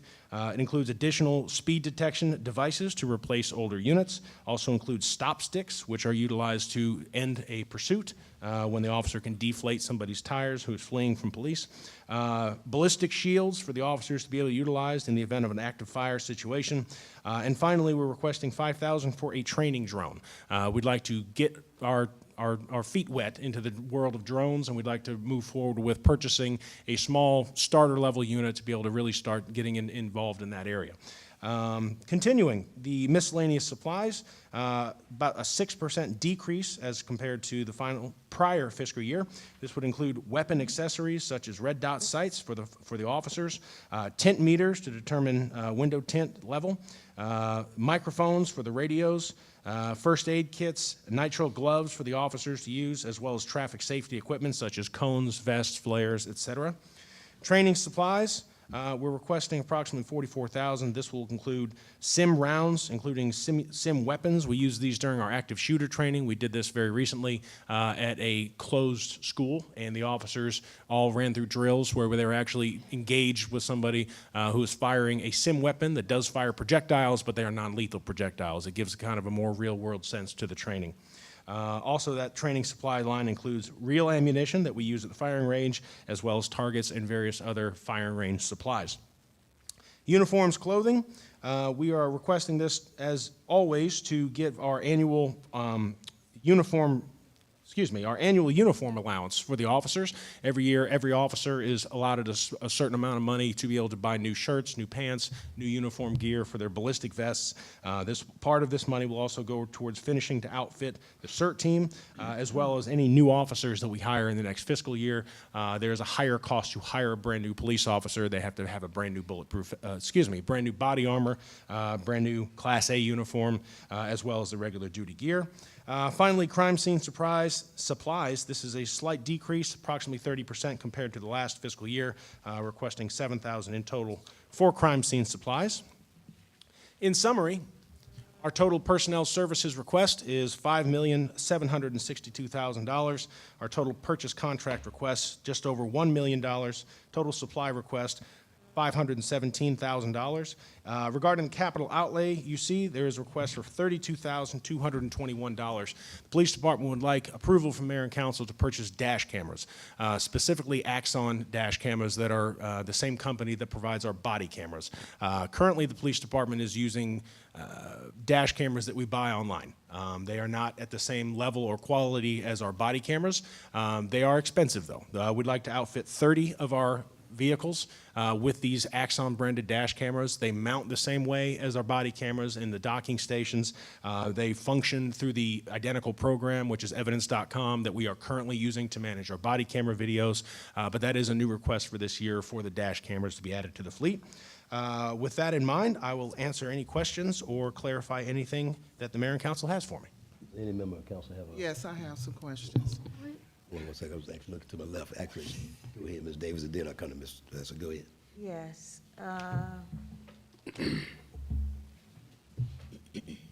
This is an easy question. Chief, what are you going to do with your old dash cameras? So we will probably, we could either, I don't want to say just toss them. There are still, the 30, if we're approved, will not outfit the entire fleet. So those that are not outfitted, for example, my vehicle will not necessarily need a dash cam. I'm not on the road. I'm not out patrolling or making traffic stops. So those old, outdated dash cams could be used in other police department vehicles. And then if there's an interest from other city departments that have their own fleet, if they would like to use them, we can certainly hand them over. Okay. That's all I have. Ms. Hester? Thank you, Chief, for the presentation. I don't have an issue with anything that you said, but I want to follow up with the conversation that we had last budget year. When it comes to professional practice and liability in the police department, we know that there are some concerns. What we talked about in last year was about making sure that we had accessibility to policy, which you did put on the website. I also talked and asked you what policy changes of improvements that you were considering. And that's centered around liability, making sure that our policies are up to par, and I'll be specific. What have we learned from litigation? What have the litigating parties pointed out about policing here in Fairburn? For example, use of force. Those are some of the things that I want to see improve. We're great with the, I don't want to say optics, to minimize or water down, but that's a big issue because we don't have liability insurance today. Not saying that all was the cause from the police department, but a big part of it. And with leadership, the vision that you have as a chief, it should always encompass in making sure that the policies are up to par and that we are up to date in Fairburn so that we don't have a modern day Rodney King or Tamir Rice situation here. And it protects our officers and they're equipped and they're trained to respond. We know that policy prevents poor performance when it's followed, sets guidelines, and it definitely clarifies to the public how we practice here in the city of Fairburn. So if anything, that's what I want to see from your leadership Yes, ma'am. in this budget year, that working. And I know none of us are experts in terms of always writing policy, but you have the resources with our Carl Vinson Institute or whatever to bring that up to speed. So other than that, that's my big focus. And I just want to give you a heads up. I've really done some really deep research and would like the opportunity for us to sit down and let me show you what that research revealed. So in your wheelhouse, that you can make the improvements that need to be made. Yes, ma'am. Thank you. Thank you. Mr. Whitmore? Yes, Chief. Thank you for your presentation. Just a couple of things. You spoke about the drones, and you're starting small. Yes, sir. 1 or 2 drones. We'd like to start on the small side, like you said. Make sure we have a competency with what we start with. We do have larger plans in the future. I don't want to get too specific, but we'd like to buy larger and more expensive units when the time comes. But we want to kind of dip our toe into the water first. Okay, and I understand some of the things that you don't want to talk about. I remember a couple of years ago, I asked you to attend with me a drone presentation in Douglasville, Yes, sir. which was mighty enlightening. But the other thing is, I just want to ask this question, I know it. The individuals that will be trained to operate these drones, is that there a licensing process that needs to be completed? Part 107, yes, sir. Thank you, DC. There is a training process. The drone field has grown very large in just the last few years, even since our meeting. The drone we intend to buy, that officer or officers who will be trained to fly will need that certification. They will need that Part 107. There are multiple classes being offered regularly throughout the year. If approved for the purchase, we will move forward with getting people certified for that. Into the future, at some undetermined point, there's also the idea of drones as a first responder, which I am very, very interested in. The drone as a first responder is kind of almost a different portion of that FAA code, where there is still, of course, training required, but a certification is not necessarily required, because there are certain height restrictions as to how the drone can fly. There are GPS controlling elements. That is the stuff that is bigger and more expensive that we'd like to get to at some point. We're not there yet. We'd, again, want to start small. But in summary, the drone field is large and ever expanding, and we do want to get our foot in the door with that. So you have how many shifts? 4 shifts, sir. 4 shifts. So I'm assuming, well, tell me how you plan on implementing this. If you're only getting a couple of drones, you have 4 shifts, and how many officers will have to be qualified to operate? At the start, I'd like to have one primary, which is the sergeant who runs our real-time crime center. We'd like the drone program and the real-time crime center to be one. The idea eventually would be if we can have a camera in the sky that is connected to the real-time crime center, we can, at some point, when we can get to where we want to be, we'll be able to launch a drone remotely. The real-time crime center officer will be able to pilot that drone or give it direction as to where it needs to go.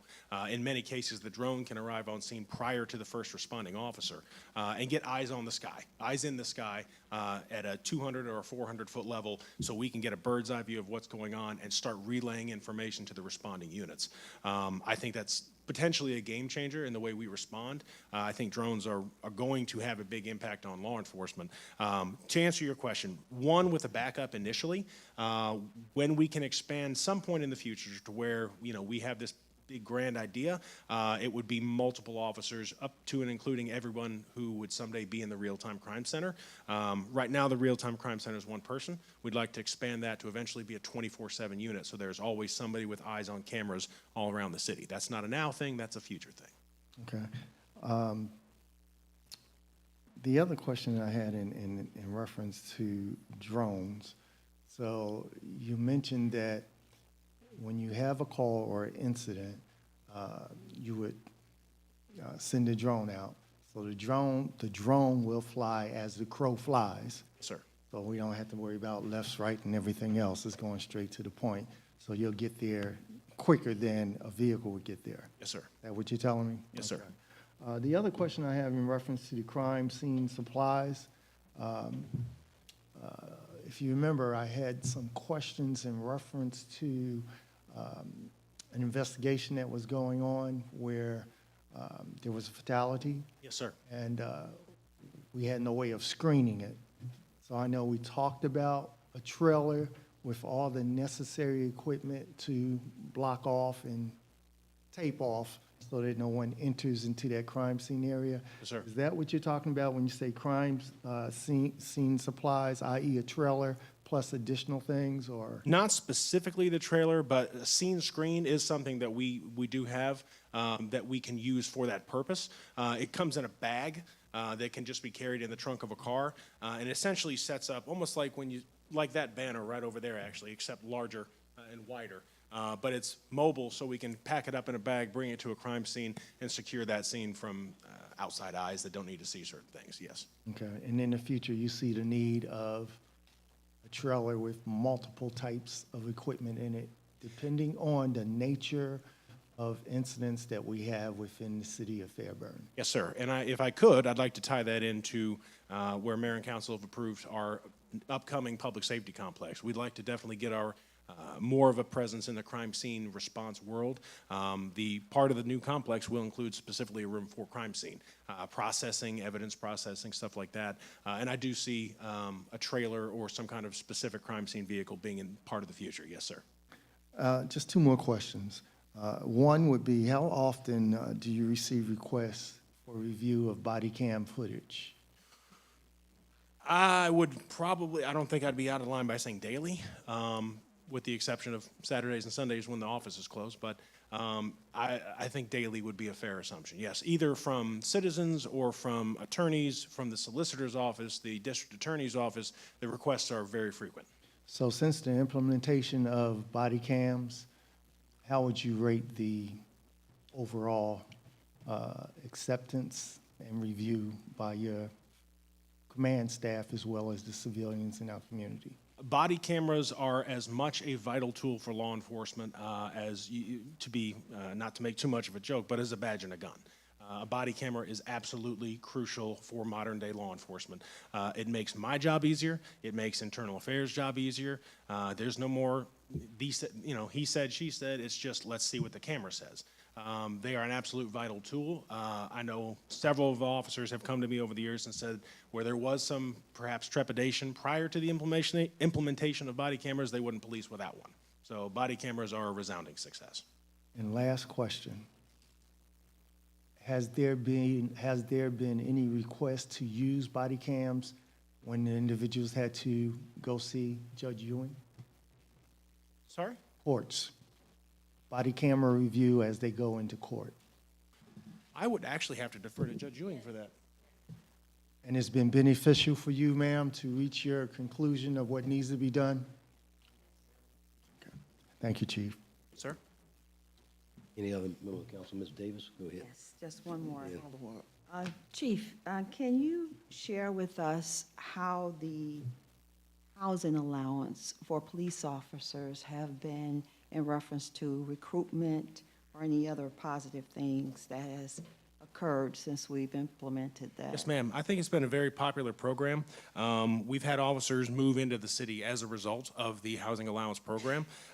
For what it's worth, having that extra money in their pocket every month, that could cover a car note or a utility bill or any number of other things. So I think it encourages both police and fire personnel to want to live here in city limits. From a management point of view, I'm a big fan of the program because the closer an officer is to the city, or certainly within the city, more quickly they are able to respond if there's an emergency. If we have a major incident or someone calls out sick unexpectedly, and we start looking for someone to fill shifts, having officers in the city is very beneficial. If they're able, they can literally put their uniform on, jump in their car, and they're in service. So a big fan. It's been a major improvement. Yes, ma'am. in your, okay, thank you. Go ahead, Ms. Hudson. Yes, here's a combination, and a request. Body cam policy, need that. And I want to commend you for the work that the office has done. Of course, you know, we get a lot of calls out of the community. Yes, ma'am. And certain incidents happen here. We know what that is. We don't have to worry about that. But I was grateful that the body cam was able to show and show what we did. I can't say to the credit of the other person, but it shows what Fairburn did. ma'am. So with that, I want to understand the policy a little bit more and just commend you on that, because that was something that happened recently. Yes, ma'am. Thank you. You're welcome. And the question I had, how many officers are utilizing the housing allowance? 7 at the moment. Okay, gotcha. Okay, any other members of council? Okay, One more. yes, sir, go ahead. Are you looking at increasing that number for housing allowance for officers to live within the city? My understanding is we did increase it with this fiscal year up to $350 per month. I want to make sure, there was some discussion about that very recently, so I want to make sure I'm giving you an accurate number. My question was the number of officers. Oh. We're slotted for 11 at this point. We're requesting, 11 slots with this fiscal year. You have 7 now? Yes, sir. Okay. And I don't know how you can do this. Are they being spread throughout the city or clustered in one area? I don't want to tell you definitively because I don't know where they all live. I don't have their addresses. My instinct, just based on the limited information I have, is that generally the 74 corridor, the apartments. And the reason why I asked that question, because it would be more beneficial to have them scattered throughout the city instead of clustered into one geographical area. And you understand the reason why I'm stating that, right? Yes, sir. Okay. And Mr. Whitmore, can I add to your comment? I guess the question is, coincidentally, one of the officers stay on Waterboy. Correct. Stay right by the cul-de-sac where Ms. Glaze lives.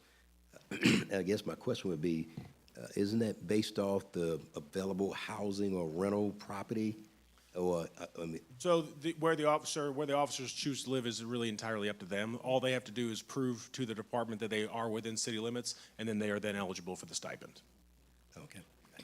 So then, based on that answer, would it behoove us to take another look at that policy?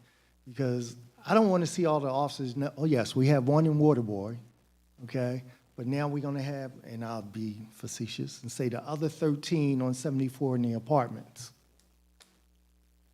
How does that work? How is it going to benefit us as a city? So regardless of the housing market, we need to be looking at strategically, how many zones do we have in the city of Fairburn? 5, sir. So 5 zones. So, and we're going to have 14, did we just say 14?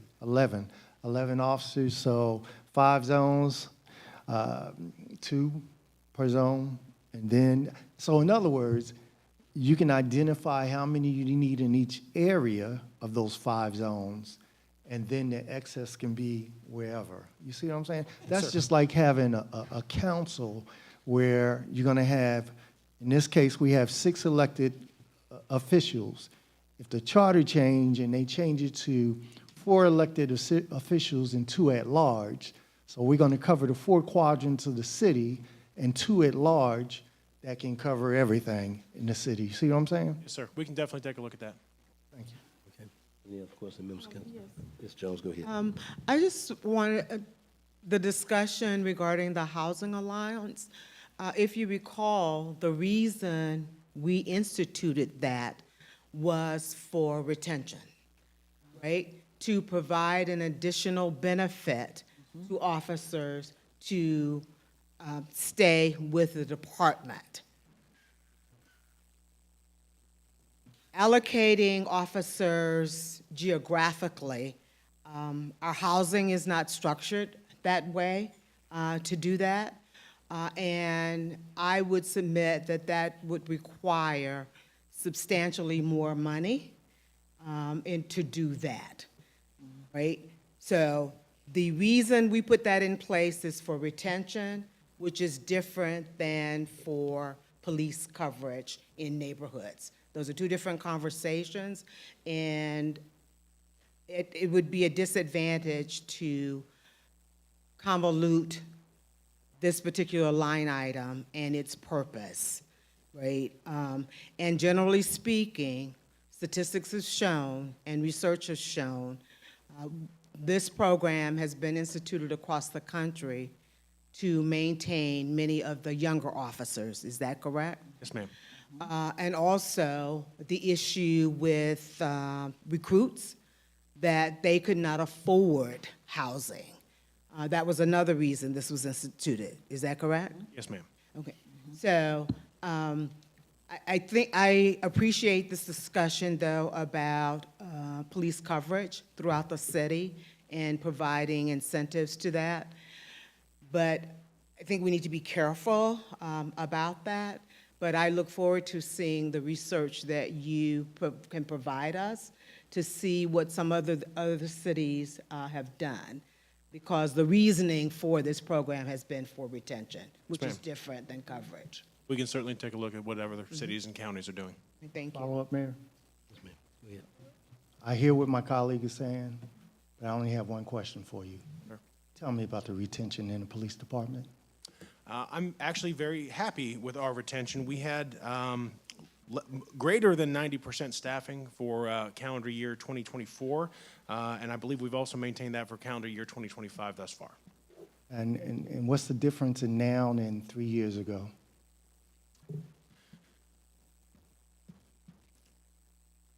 So that's a lot of information in one question. But you have the ability to answer. There's always going to be different leadership styles and everything from policy to. Well, let me narrow the scope down a little bit. Let's deal with your leadership style. Now to answer the question. So I think that we have made retention a priority. I think making sure officers feel appreciated for their work, because call it like it is, being a police officer is not exclusive to Fairburn, Georgia. You can be a police officer in every city in Metro Atlanta. And if you get tired of Metro Atlanta, you can be a police officer anywhere else in the country.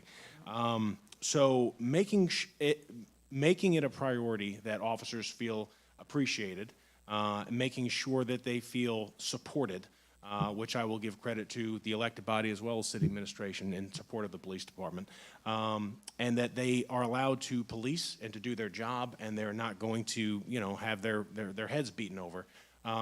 It goes a long, long way.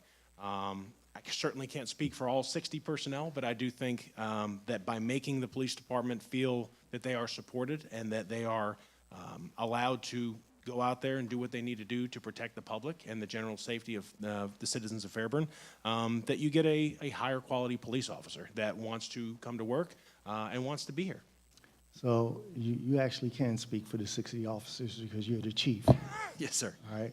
And on top of that, I will also submit that when this program was started, initially, as my colleague just stated, it was to draw the younger police officers in, and hopefully they would live within the city, okay? We're evolving now, and I think that's the point that we have to keep a focus on as we evolve and we're adding additional officers.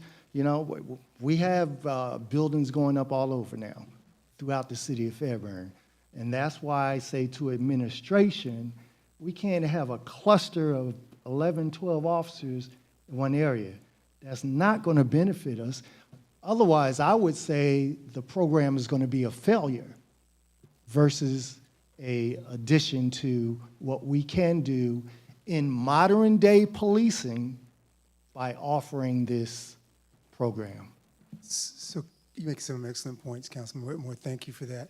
I think as we look at this and consult with the chief and get his expert input on this, there are a number of factors, the ones you've all pointed out.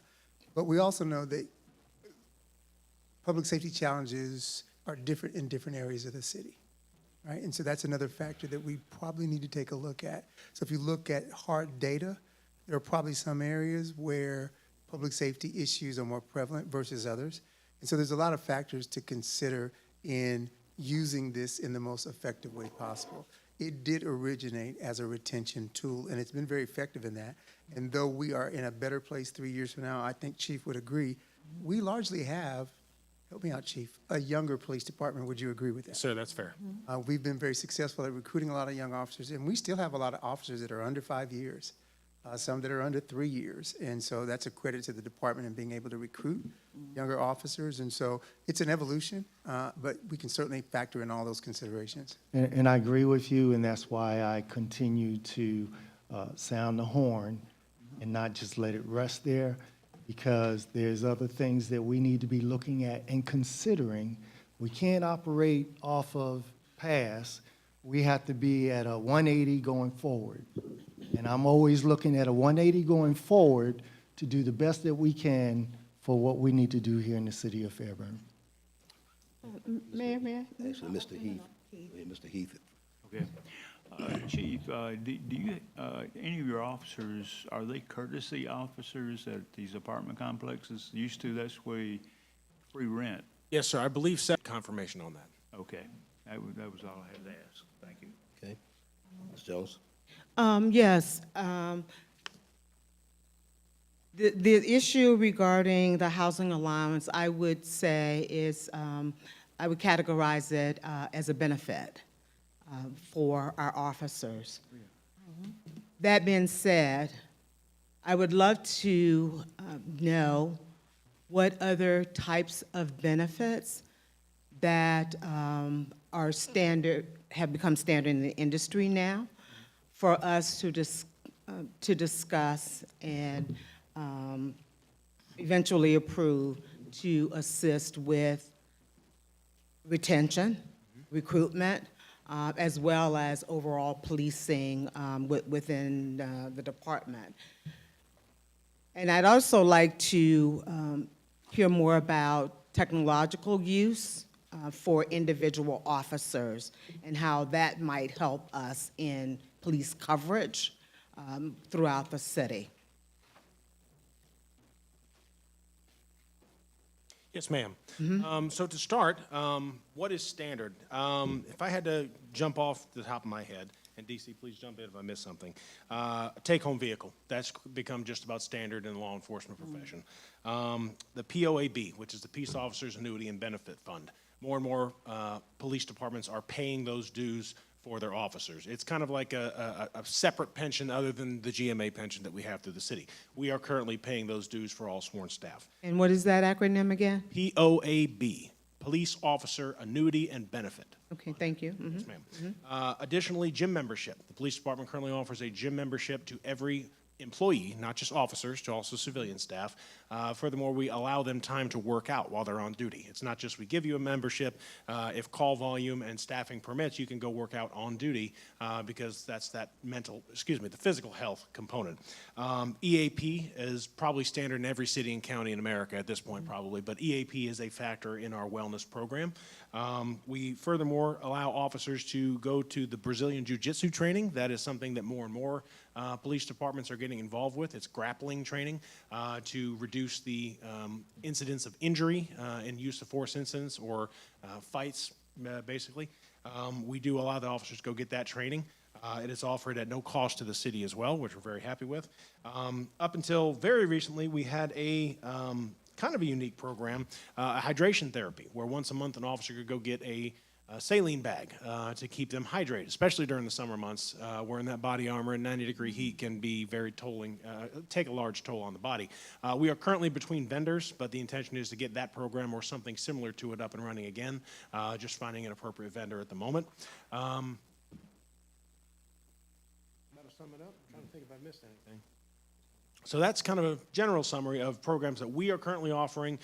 More and more departments around the country are offering programs like those or similar to those.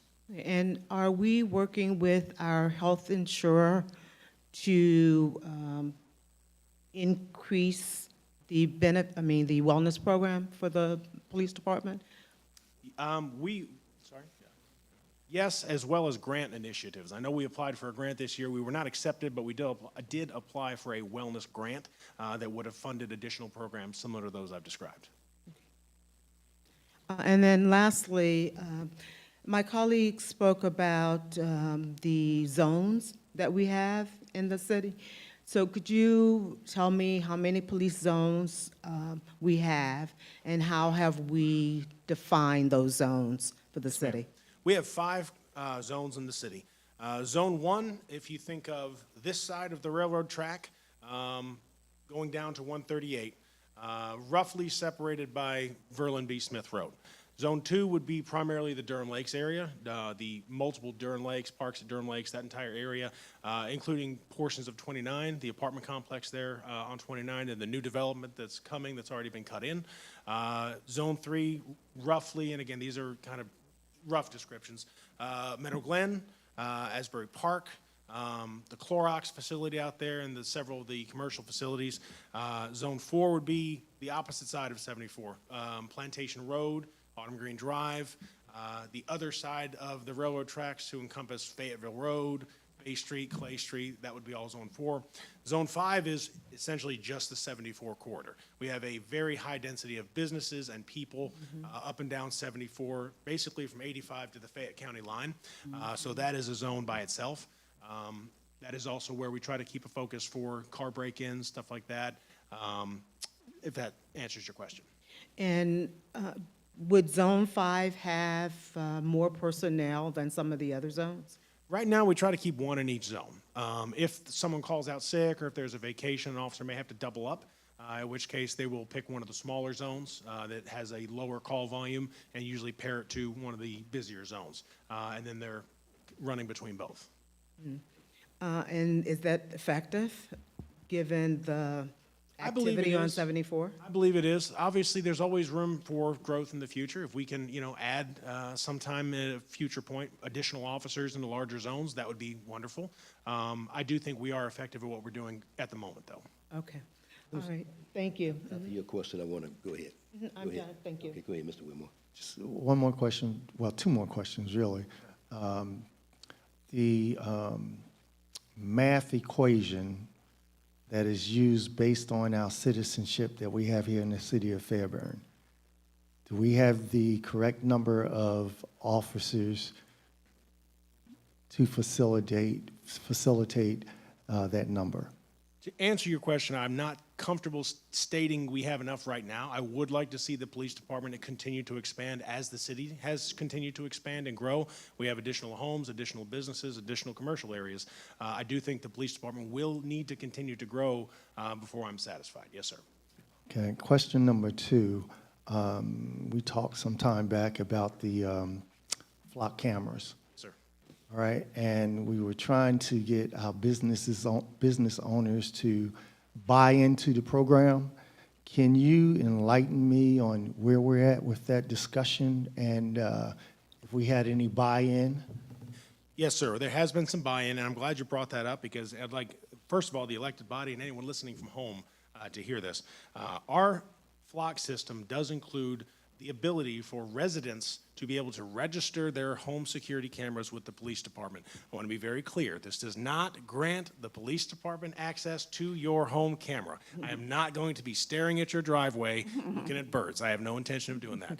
It shows the police department that there is a camera at that location. So if residents in the city would like to register their camera with the police department, they can do so. That way, let's say there's a crime at the Bazidlo residence at 123 Main Street, and the police department's investigating. I pull up the flock map, and I can see, hey, right next door at the Phillips residence, there's a camera registered. So let's look and let's reach out to Mr. Phillips and say, sir, can you look at your home security camera and tell us if you saw a red four-door sedan at 2 o'clock in the morning and if you can see anything on your camera. If Mr. Phillips reviews by choice his camera and chooses to respond to the police department, we can then get in touch with him and pull that body camera video, the security camera video.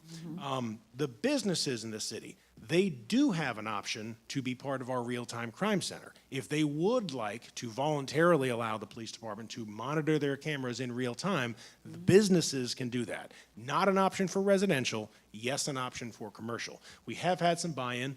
Whenever there's a new business in the city, we like to reach out. I like to introduce myself.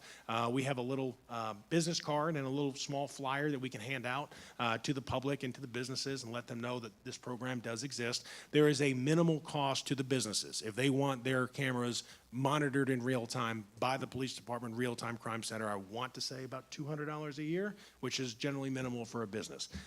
So to summarize and reiterate, residents can register their cameras, which allows us to know that there's a camera in that spot. It does not allow us access to the cameras. Businesses can sign up their cameras to be live monitored by our real-time crime center for a small annual fee. Okay.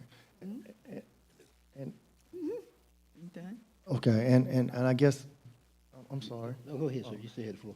And my last question would be, and I'll talk about the HOA communities, and I know a lot of them have cameras coming into the community and also facing going out.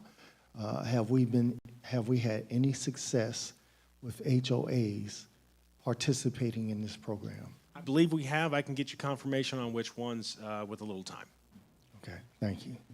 Members of council, what I'd like to do, we've got food in the break room. I'd like to take a 10-minute recess so you to grab you something to eat and bring it. We'll eat up here at the dais, if you don't mind, so that we can keep going. But, yeah. So is that, would you guys rather take a break and like maybe 15 minutes to eat away from here, or it's up to the body? I'm fine either way. Okay, so we'll grab it. 10 minutes, we'll be back in about 10 minutes. Let's just grab. Yeah, yeah. Thank you, Mayor and Council.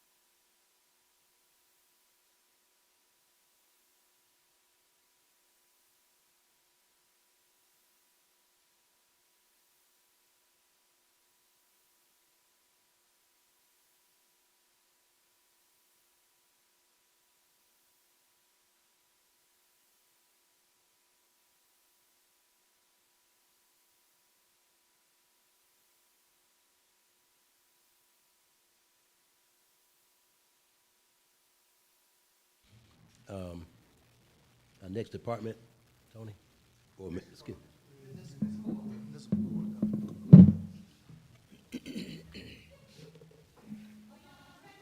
I didn't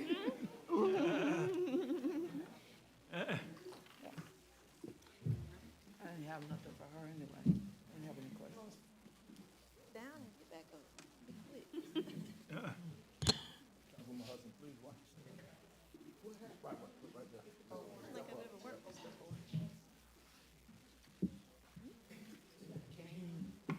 No, that's my.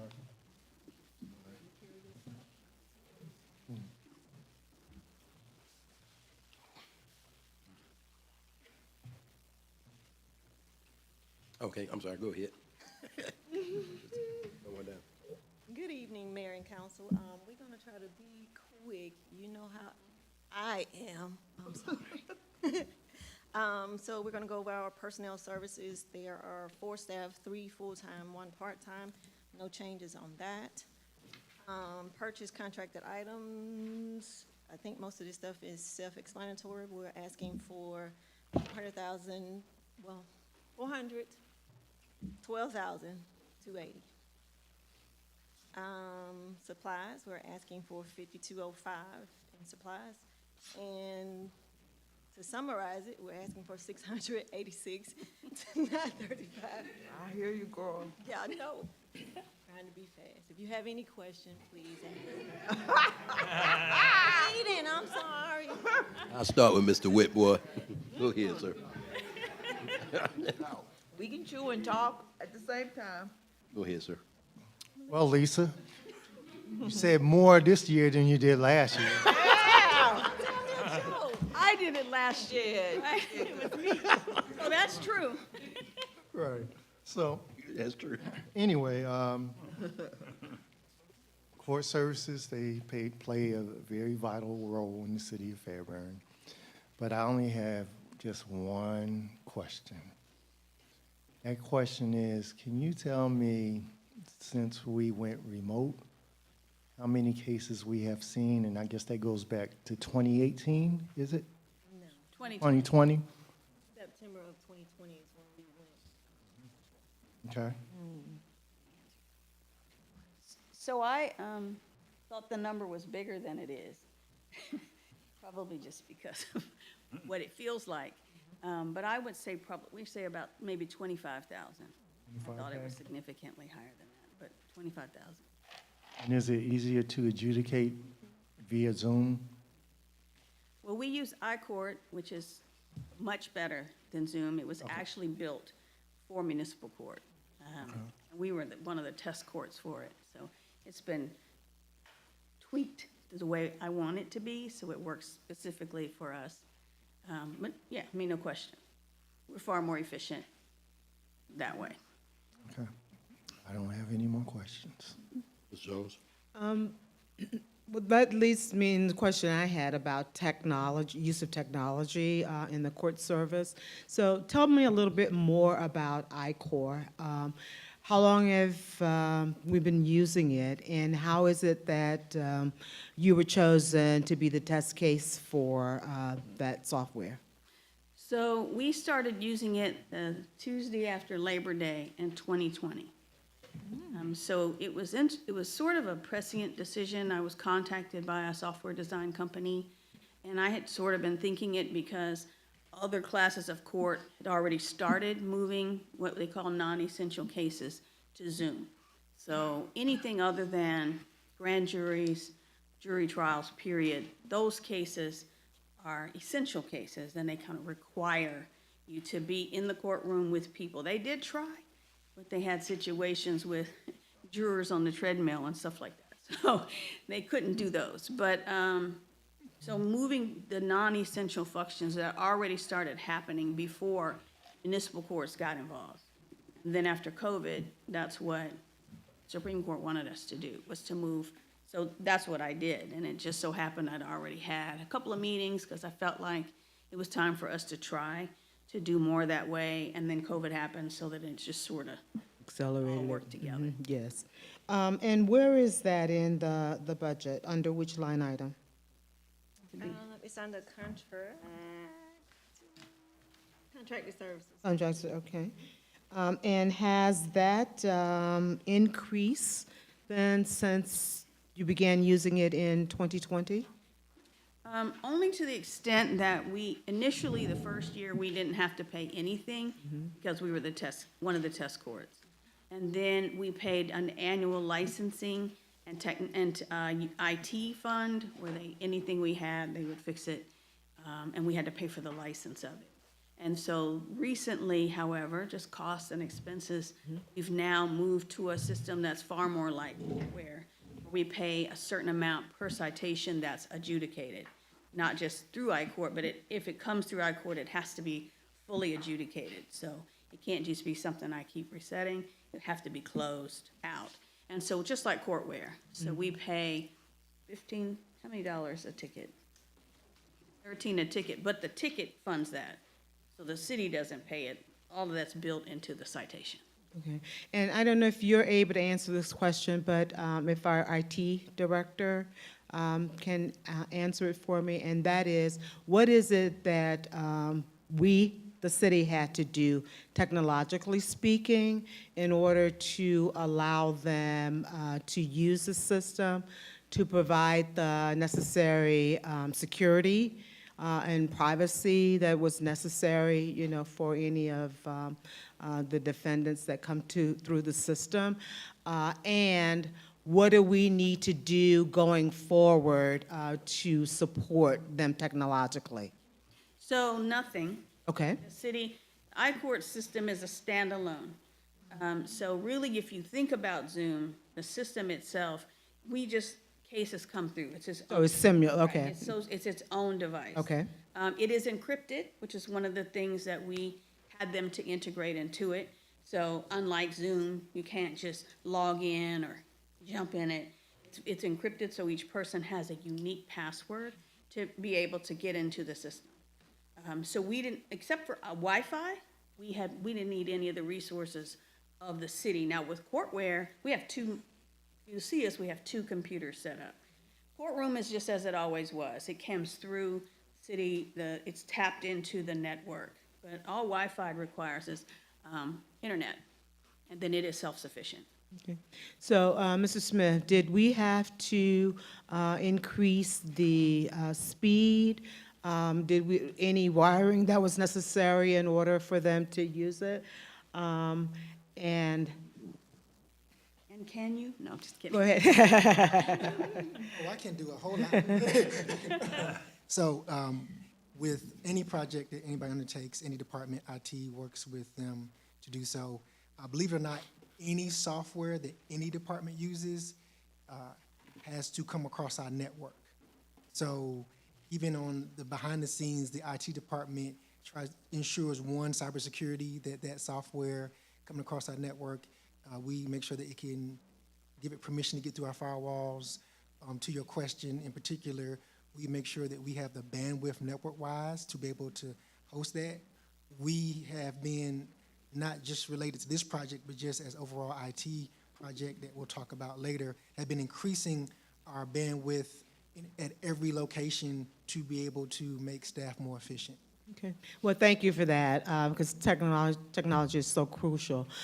Judge Ewing, could you speak to other technological uses in the industry that has piqued your interest that would be beneficial to the system? Or we are up to date, or we are ahead of the game? Could you speak to that a bit? We're ahead of the game.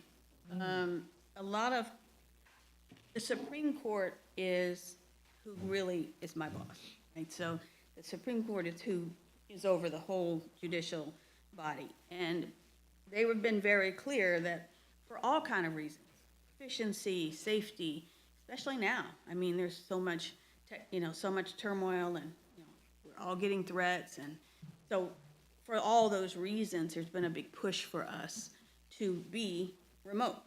So we just got ahead of it. Literally, I mean, it was just pressing. I didn't start the process because I knew COVID was coming, but the good news was that we were deep into the process when COVID came. So that just sort of put us ahead. And you have other courts that are not being technology, have not moved to remote, but it's supposed to be because they're afraid of the cost. So smaller cities don't want to spend the money to invest in a virtual system, but it's really not warranted. It's really not that expensive. It's literally about buying computers and paying a license. But in their minds, they feel like they can't afford it. So that's where you see a lot of resistance. Right? Well, thank you for that. And then my last question has to do with the translation services. Could you talk a little bit about that and where are we in, well, how many languages, are we set up to provide the services for? What have been some of the challenges with translation services that you can share with us? Lisa has to deal with that far more than I do, so I would like Lisa to respond. Well, of course, on court days, we have a Spanish interpreter Speaking to the mic, if you don't mind. for every court proceeding. Our biggest language is Spanish. We rarely get anything else. We may occasionally get sign language, but on court days, we have a Spanish interpreter. Unfortunately, through Monday through Friday, I rely on a Spanish-speaking officer. Lieutenant DeSanto's office is right across the street, right across the hallway. So typically, if I get somebody at the window or if I get somebody that needs to speak, he translates for me.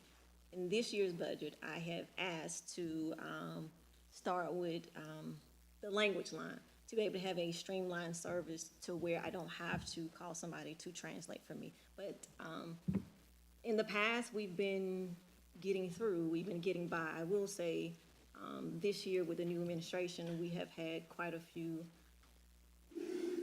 foreigners to come through our court system. We typically didn't get that many before.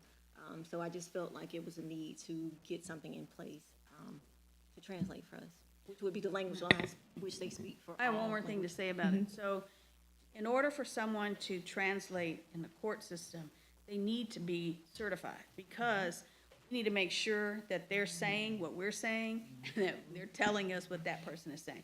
So that's a process. And one of the things about the language line is that those people on that line would have that sort of certification.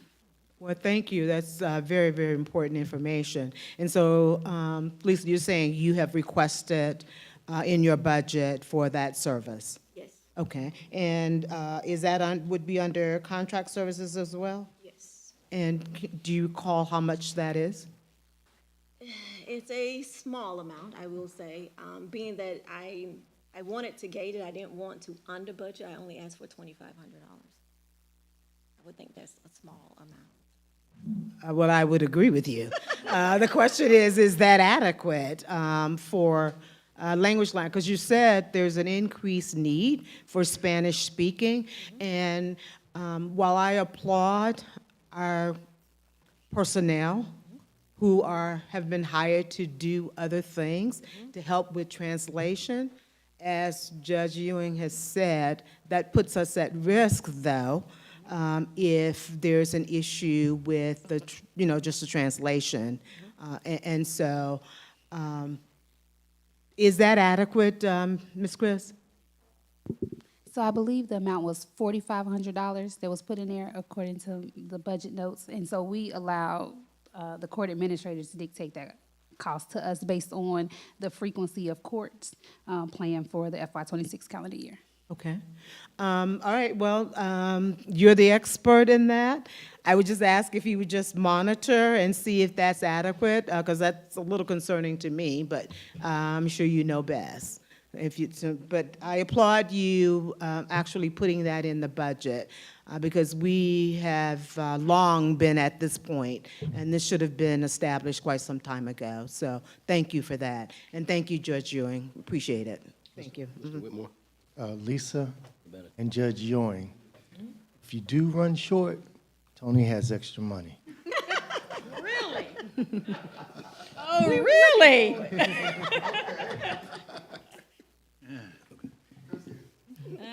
Okay. All right, members of council, if no one else has a question, we can go to the next department. Thank you. All right, everybody. Thank you. Thank you. Thank you.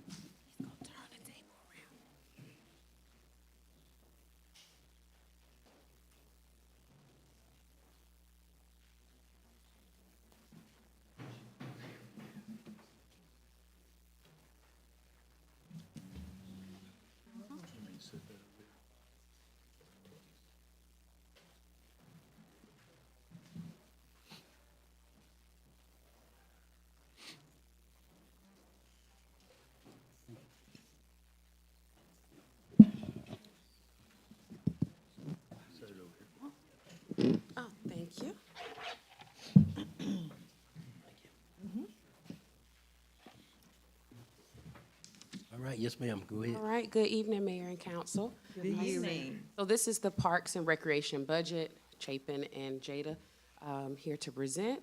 So just a few of our highlights from this year. Just through community engagement and holiday support, through partnerships, we were able to distribute 60 backpacks with school supplies this year. We did our first annual turkey giveaway where we did turkeys and sides in a basket, so it was a complete basket to 100 residents that signed up for that. And then also we did toys, 50 toys to, not 50 just individual toys, but a group of 50 toys to 50 families. So we did that this year. Our youth sports excellence and safety initiative, we celebrated our state level youth athletics accomplishments. We did that both with track and field as well as football. Our football 8U won GRPA state championship out in Carrollton. They did that last fall. We also reestablished swim lessons. I don't know if you remember when the pool first opened, for the first 2 years, we had swim lessons. We had to go away from that for a while because we had to pivot and find a way to host those. So we were able to host that this year, so we're happy that we brought that back. We did it in 2 sessions. We served up to 60 youth through that program. We also launched free clinics. So what we've decided to do prior to any season is we offer free clinics, whether they're registered or not, free baseball, basketball, and football. That's one to encourage registration, as well as to softly bring anybody into the sport that may not have played it before. Also, our educational and enrichment programs, our Fairburn Bridge Summer Camp and summer break camps are thriving and growing. This year we expanded our initiative with literacy, math, and we added foreign language.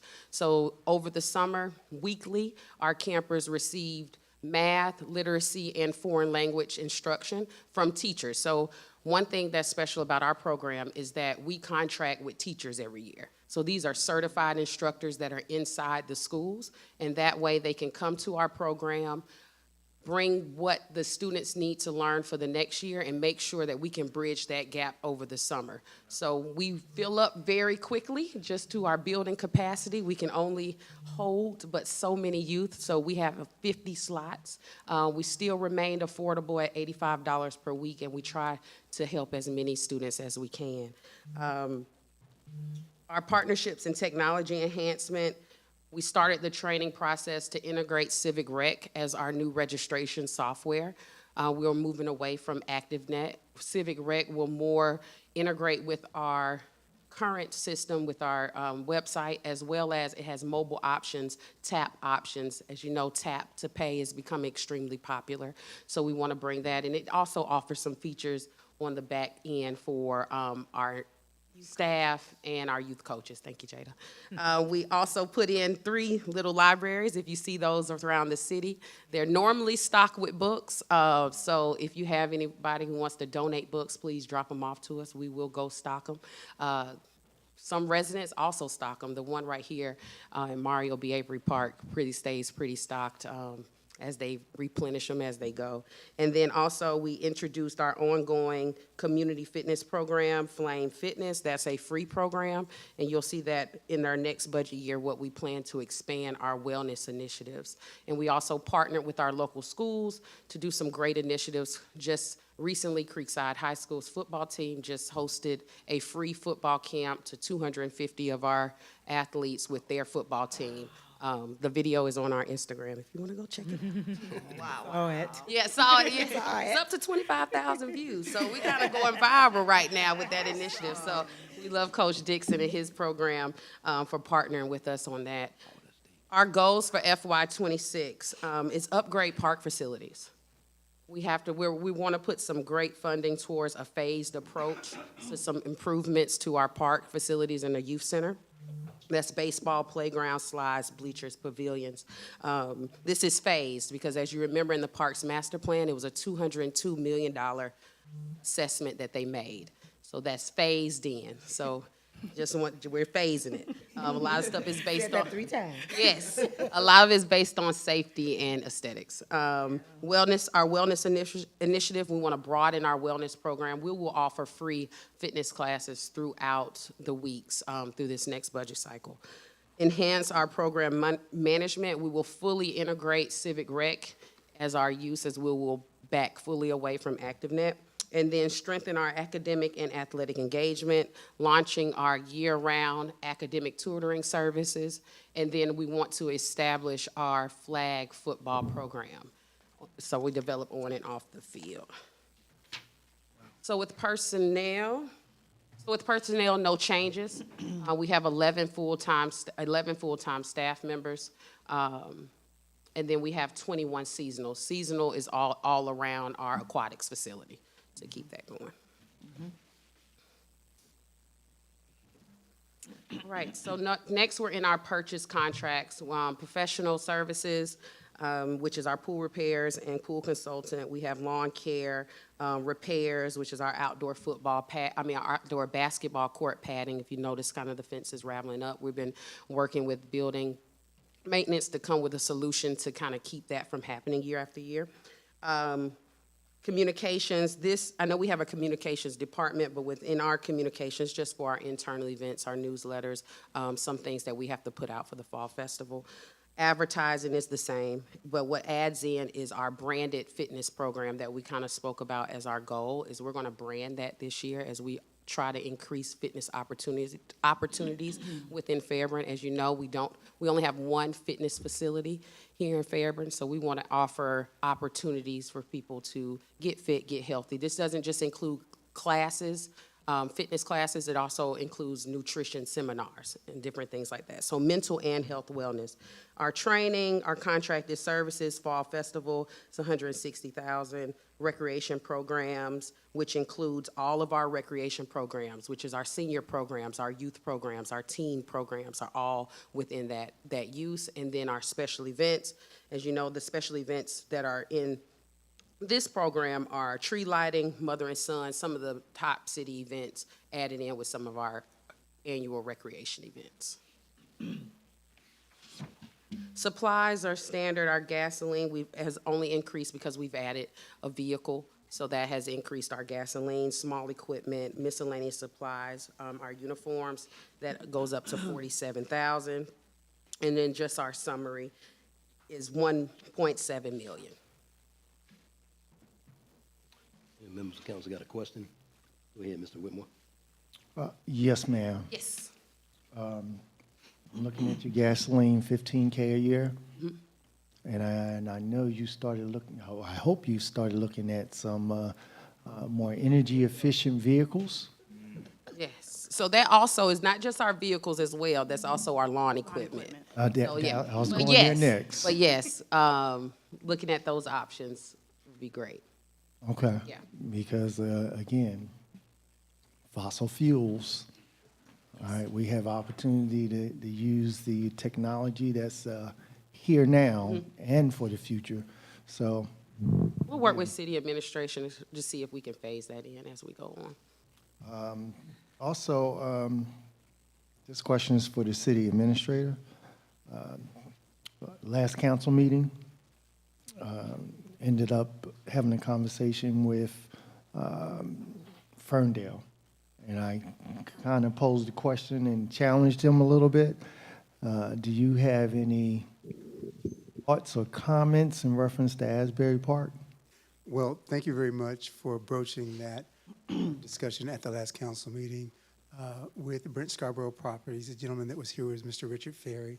Based on you bringing that issue up, it facilitated a discussion that me and Mr. Ferry sat down and had a discussion about a public-private partnership and where those opportunities could take place. And I shared with him the opportunity at the Far Best building, which is what it was previously called, at the entrance to Asbury Park. Pulled it up, showed him the map, told him what our goals are, that the building will soon be demolished, and that our effort is to turn that into an asset for the community, and clearly Asbury Park is at the entrance to that facility. Very positive discussion. He seemed very interested. We're now at the stage of looking at some concept plans that we'll be forwarding to them to review, and then talking about the level of partnership they are willing to engage in. There are a number of tasks where they could be a asset to the process. There's clearing and grading, in-kind services. There's actually monetary support We discussed all of those at a high level, no numbers yet, but the conversation is ongoing, and it could be a tremendous opportunity for us to turn what was an eyesore into an asset for not only Asbury Park, but the surrounding communities as well. Thank you for that. And I was just listening to the staggering number that you mentioned, ma'am, in reference to the Parks Master Plan. Yes. And with all the new development, whether it's commercial or residential, all of them need to really buy into our parks plan. I think it can be a win-win. We can reduce the outlay of what the city, or what the taxpayers will have to pay. It's going to be a win-win for us all. And I think if we have that model of approach, it would be easily digestible. I'll say it that way. Ms. Davis? Yes. This is a couple of things. Okay. First and foremost, I would like to commend your department on all the services that you do for our seniors. They are incredible. The list, I don't know how you handle it all, but I see what you're doing, and I just want to compliment you on doing that and the level of excellence that you do it in. Thank you. I'll pass it to the team. A couple of things I want to ask you about in reference to donating the books. What kind of books do you need or ask for the library? So all books. All So kinds yeah, of so any books. kind, because we have a great interest of adults who are using our little libraries, a little more than youth. It stays, Okay. especially this one and the one in front of the youth center. The one in front of, so the little libraries are located right here at Mario B. Avery. Yeah. One in front of the Fairburn Stage and Courtyard. Okay. One at the youth center, and then we'll put one at Duncan Park. We had one, but it was vandalized, so we're going to replace it. So we'll be adding a fourth one. So I have lots of books. Okay. I have a library in my house. So where do I bring the books that you all may bring them to you? Yes, you can bring it to our office, which is right next door. Office? Yep, or drop them off the youth center. Okay, all right, super. In reference to your classes, the wellness initiatives and the classes that you're expanding, did you ever think of maybe doing a women's defense class? So I'm glad you said, we just actually held a defense class in co-partnership with our police department. We had, I want to say 17 people, 17 showed. I have some pictures, I'll post them. So we'll redo that again. So that was Yeah. offered for our seniors, but we talked with the officers to do it in the evening as well. So this was a senior defense class. Okay, Yes, so we will add one in the afternoon as well. okay, great. Let's see. Oh, in reference to your budget, I wanted to ask you, share with me in reference to your temporary employees, because it looks like you just have this amount for the fiscal year of 2026, 102,000. Share with me what you're going to do in reference to your temporary employees. Yes, so that is our aquatic supervisor. It also is our 2 crew leaders, our 10 lifeguards, and then our 8 pool attendants. Okay. Okay. So that's seasonal base. We didn't have that in 2025. So I think it was, It was another. My apologies. I believe that the funding for that was in that group funding line, like how they budgeted in the past, and so I'm working with Mr. BD to make sure that that's separated out for our current year, but it should be in the budget. Okay. Thank you for that explanation, because that's what brought it to my attention. Okay, all right. And I think that's all I have. Thank you. thank you. Any other members of council? Ms. Jones? I too want to sing your praises, like everyone else. Actually, this year, I had an opportunity to use the pavilion. Family came in, nothing but singing your praises. Also, I had family, different time come in, and I took a group of them to the pool. A lot of young kids, and they had a super fantastic time. So thank you guys for that. I really appreciate it. And I also appreciate, and I know you work in conjunction with General Services in terms of keeping the park clean. That is very, very important. But I would ask if you think about how do we make the park pristine, right? There's a difference. And that's what I was missing as I walked through the park, and follow up on those other suggestions that I had, that I provided to you guys. And then I would also like to suggest, if you would put a little library, Cora Roberts Park. Right, yes. If you could do that, and if priority has to be made over, I would ask that you elevate that one to ASAP, if you can, to make sure that we are accommodating the residents in that area as well.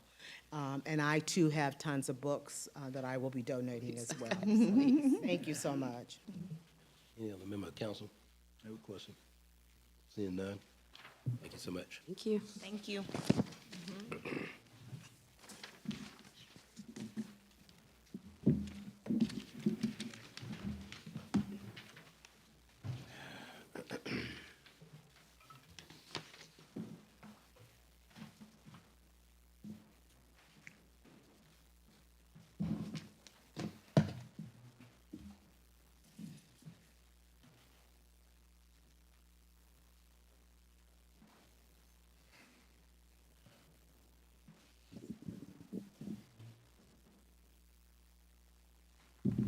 Big department. Good evening, Mayor and Council. Good evening. So we'll be presenting our building operations budget for FY26, and we will start with the building and maintenance part of the building operations department, which is comprised of a few divisions. So we'll start here with what we've done in building maintenance so far. So some of my FY25 highlights are, as talked about and discussed and attended, was the Fire Station 23 grand opening, also along with the Fire Station 24 opening that happened in last October, as well as the public safety planning for the public safety complex. We have almost nearly completed design of that. We're going through some right now conversations with GDOT, because that's right there in their jurisdiction right away. Myself and Mr. Thompson, along with some easement discussions, as well as in FY25, we've made some roofing replacements as part of our every year goal is to look at those based on the FCA report that was done in 2023. So this year we did municipal court and Fire Station 21, which has been an ongoing effort to date. Since the 2023, 2022, we've replaced 4 roofs in the city, and we look to continue to do that next year. Which is one of our FY26 goals, is to continue the citywide roofing replacement program that we have, again, based on that, our assessments yearly, daily, and from the FCA report. Our goal is to, in FY26, is to start construction, shovels, excavators, dozers in the ground on the public safety complex to get that project going. As well as we'll look to make some repairs, as it says here, to the elevator at GMC. That's, of course, an accessibility and ADA issue to one of the facilities, which also actually is a classroom building, so definitely even higher priority on our list. And we're working in conjunction with economic development. Our goal is to open up those freight depots, which have been vacant and closed with the departure of those previous tenants. We are looking to partner with our colleagues to get that back open, to be vitalized, a vital business for the city downtown. So in the building operations, in particular the building and maintenance section, the personnel, there are no changes this year. The 6 personnel that we had budgeted in FY25 are the same for FY26. If we go on to purchase and contracted, I'll highlight some of the particular highlight items that you see here. So for professional services, that's $25,000. Every year we try to budget for professional services, and one of the things that we do with these funds is for surveying and consultant services in conjunction for city, surveying some of our own property, surveying some property. We recently, when we had, I know the landfill issue, we took some initiative and surveyed that to help out with that. resolution with that. So we use that as well in conjunction with some of our on-call consultants to do some of those on-call services, design services that we acquired them for. We set aside money for that every year to tackle that. The next biggest item you'll see is the repair and maintenance building fund. This is our fund that we use every year in the building maintenance portion to tackle the repair and maintenance citywide on all of our facilities. Right now, the city has over 27 different buildings. If you include the structures that are not quite building size, but structures such as the sheds and the duckouts, things of that nature, we have over 35 of those. Typically, industry standard, you want to have about 1% of the building value, of your total building value in operations. And currently, with the addition of Fire Station 23, the insurance building in 24, we're estimated value of over $70 million worth of buildings. So 500,000 of that is a little bit less than that 1% to tackle planned maintenance, emergency maintenance, and then preventive maintenance. One of the things that building maintenance does, as well as we do some of the small construction projects ourselves. Other maintenance departments just do preventative upkeep, like the change the light bulb, fix a squeaky door. Our team builds ramps, builds walls, tear down walls. We build, we install doors. We'll do some HVAC work as much as we can. So that's what that money is set aside for, those three or four different functions. The other items is the TXX Elites, which we pay every year. Rental of equipment. Right now, to do some of the work we need to do, we have to rent equipment such as scissor lifts or boom lifts to get certain jobs done because we have certain buildings that are just taller than one story. We are in the future looking into acquiring those items so that will reduce the rental costs, but along with what we have to do, we try to balance out self-performing work and contracting work out. Most of these items haven't changed from last year. The $5,000 for communications, printing and binding really is used for if we, in conjunction with doing projects and development, travel expense for any training or educational conferences that we do some subscriptions. Excuse me. In training is at $5,000. Business meetings, there are business meetings that take place with developers, developments, general contractors, some of our consultants. We have meetings to deal with these projects, constructions, development, things of that nature. The next largest item at the bottom there is the contractor services. So a big portion of contractor services goes to our janitorial services throughout the city. We talked about that at mid-year. We have a contractor that handles our janitorial services in the city now. So over $100,000 is just set aside for that or budgeted for that because with the growing cost of what we need to do, we try to make sure those services are appropriate. That also includes the monitoring for access control through all the city buildings. As you all have key fobs, that is a contracted services and is monitored by that company. Our pest control services, we have water coolers now in the city that we've had for the last 2 years. That contracted services comes out of that budget, as well as for our computerized maintenance management system, or called a CMMS system, that comes out of that contracted services as well as some supplies we need for cleaning and whatnot. We use contracted services for that. Supplies, these numbers have stayed pretty consistent since last year with the exception of probably miscellaneous supplies. Office supplies is $12,000, partly the reason because as building operations, we buy like the copier paper for the entire city and we supply it. We buy it in bulk to be efficient cost-wise and then distribute that throughout city departments. Our gasoline hasn't changed that much. It hasn't changed at all since we budgeted. Miscellaneous supplies just went up a little bit. The difference for small equipment and miscellaneous supplies is that small equipment are things that we buy. Like we're buying a King machine, we bought a pressure washer, we'll buy a rotor-rooter, things of that nature, machinery that we can buy that can help us self-perform work. We will try to acquire that so that we don't have to rent it or rely on a contractor to do that. The miscellaneous supplies is part of our inventory. Since 2023, we've been developing an inventory system to build up our inventory of materials that we have on hand that we can replenish and use so that we don't have to make constant runs to the store for every single emergency.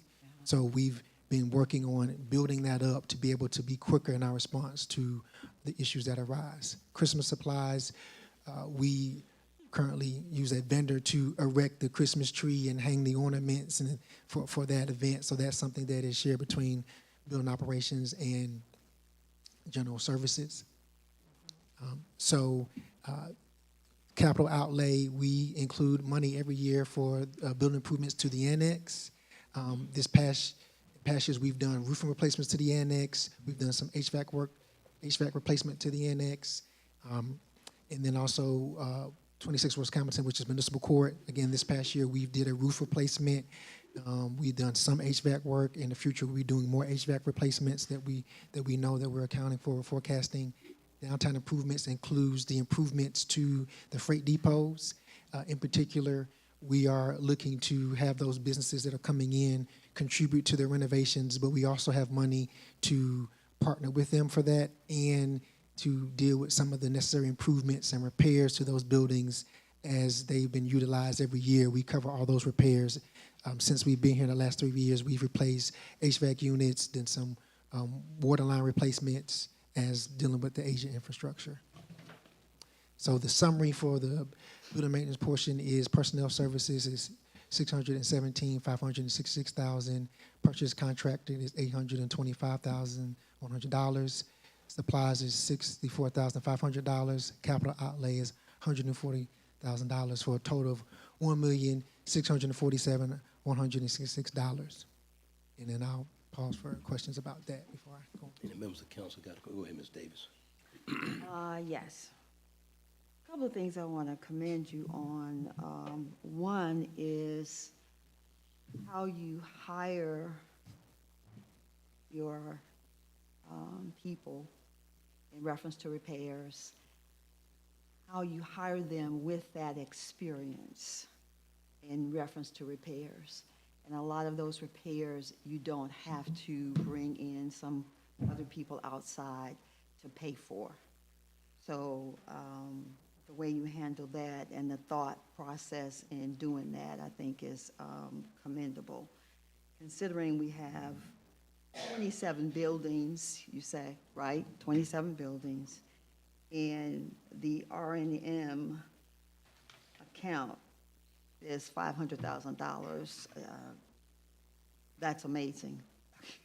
I mean, I have repairs on my house that could be like $50,000 a year, and you're talking about 27 buildings, so that is commendable, and I think that is a result of the objective that you have in hiring people, not just can do minimal work, but can also do some high-level repairs within in-house. So I commend you on that.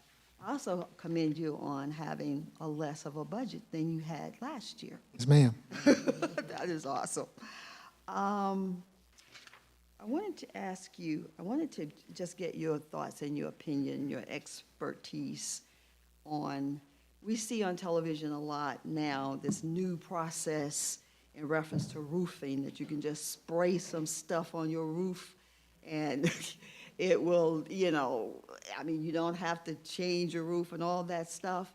And I'm like, that just doesn't sound right. So I'm asking you this, not to suggest you do this in the city, but to just give you expert opinion on that process, if you have one. I believe I'm familiar with the process you're talking about. I will say a couple of things. One, the residential application of roofing is different from the commercial application of roofing. Yeah. There's different means and ways to roof commercially. Most residents you'll see have an asphalt shingle roof is what you'll see. And maybe some metal roofing is what you'll probably have at a home. Commercially, there are different solutions for roofing because the structure is built differently, it's larger, there's more area to dry in, there's more load on the building in terms of there's more sitting on the roof. Mm-hmm. So that application needs to be vetted both by the user and the designer, the architect, the engineer. Mm-hmm. So we could look at it, but we try to get with our consultants to make sure that we do a proper solution for our roofs here in the city. And we have several different types of roof in the city, and to my mind, that application would not be suitable for the ones that we have right now. Yeah, well, I wasn't asking for the city. Yes. I was just for residents. I just want if you have an expert opinion on that. Because you see a lot of commercials and. So I would caution any resident that to do due diligence on that solution, and to make sure that what you're getting isn't a short-term solution to something on your house that needs to be a long-term protection. Roofing can be costly, but again, a new shingled asphalt roof should come with a 25, 30 year warranty. Right. You do it once and it costs, but that's an investment in the protection of drying in your home. Okay. And I would have them get what we do and what I do in my own personal home is get more than one estimate. Yeah. Don't take the first estimate, get a couple of estimates, and see and listen to what they're saying, and then reach out to somebody that you trust if you can. Right. Okay, I think that's all I have. Thank you. I had a question for you. Yes, sir. As it relates to the public safety complex, I'm just trying to make sure, what stage are we in? I mean, go ahead, I'll just let you answer that first. So we have completed most of the design, and I say most because right now we're in conversations with GDOT about the right-of-way and the right-of-way entry, because the public safety complex sits on Burnley B. Smith. Part of that is still the GDOT right-of-way. Part of that is the city of Fairburn. You must have been reading, literally was going to ask you, my question was going to be if we acquired the right-of-way from, because I won't say another city is having a real problem with another city, I just say, GDOT won't grant them the right-of-way. So Mr. Thompson and myself have been working on it. We have been talking to GDOT. You know the intricacies that come with working with GDOT. Yes, So we are working, that's what I'm saying. We are working on that, but I can tell you that the building design is finalized. The impact would be to the site design, depending on some of their feedback. We've gotten some favorable feedback, but we are still going through the permitting process to get all of the documentation back from them. Okay, and I brought that up because of another government, rather, in this case, that's having some real problems with right-of-ways, and it's killing their economic development plan. I don't know the way to put it, because they can't get a right-of-way of this major.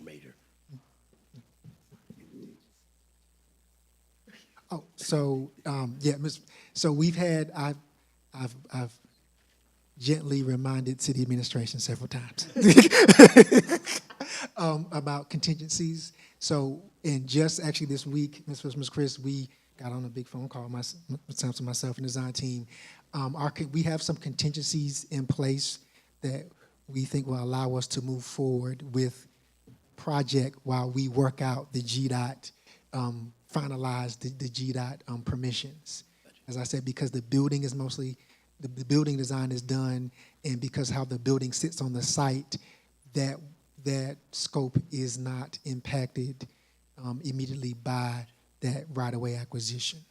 And then my final question was going to be, and I think you may have answered this a year ago, I just don't remember, but I asked you what type of procurement were you going to use? Is that bill? Was it CM at risk? I think you told me CM at risk. Yes, sir. Thanks to Mayor and Council, you have already approved the designer and the CM at risk party was Reeves Young, that you all awarded that some time ago, right. And we've been working on that since last year. So yes, sir, it's CM at risk project. Right. Okay. And members of council, go ahead, Mr. Whitmore, you had your hand up. No, it wasn't. Sorry, Mr. Whitmore, you had to go. Earlier in your presentation, you mentioned a landfill issue. Yes, Councilman Whitmore, I did. There was a particular incident that I believe came to the importance of a particular council member or two about the landfill, and city administration, along with the fire marshal, went out there to help resolve that.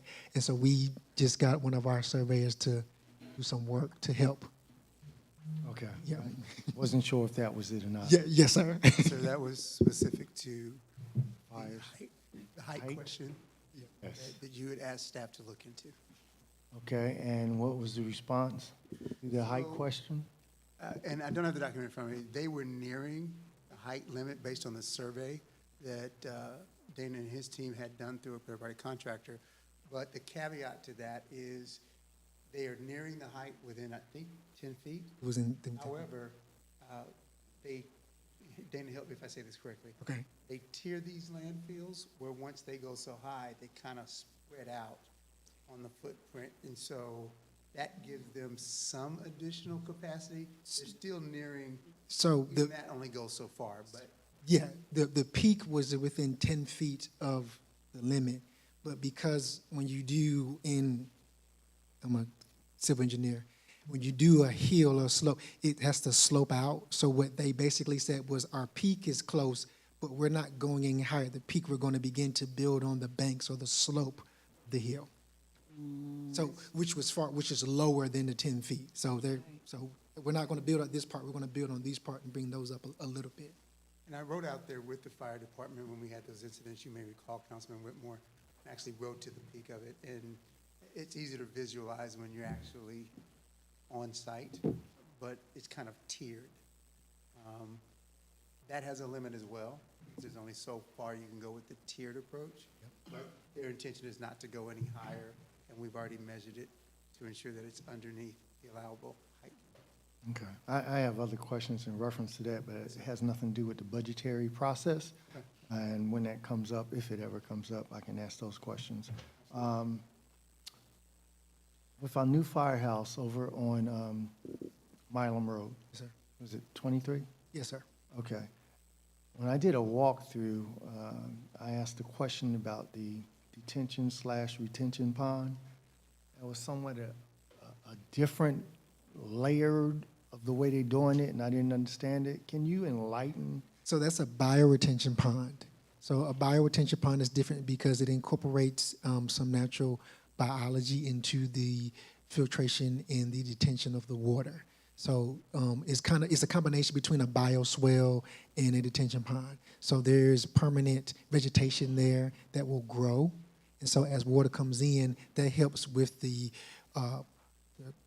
containment of water, and then also the filtration of the water through that particular pond, that stormwater management system, and then going out through the outfall. So it's different from a regular one, which is a pond, which is just this kind of hole and then the outfall structure.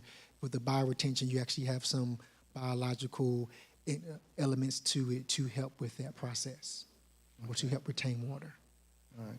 And then when you spoke about the freight train depots, train depots, Yes, sir. and I think they've been empty, what, 2 years, give or take?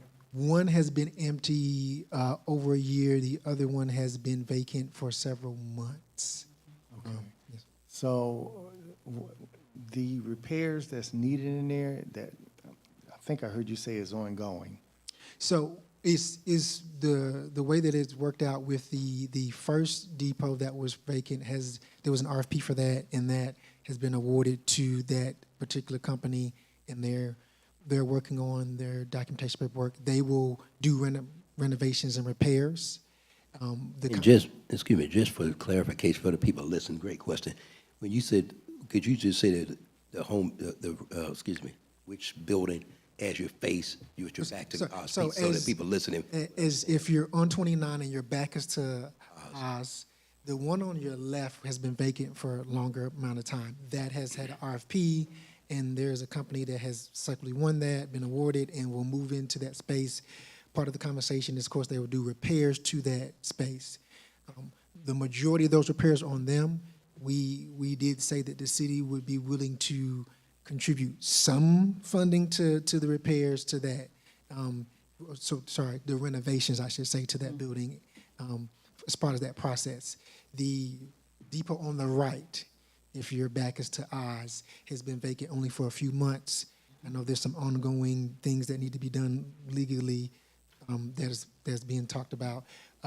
That one will go through a similar RFP process to get a vendor in there, and we'll have a similar conversation about them contributing the bulk of the funds for the renovation, and the city would then would be willing to partner with them to do some of those. Okay, so I guess my question would be, with the craftsmanship that you have hired,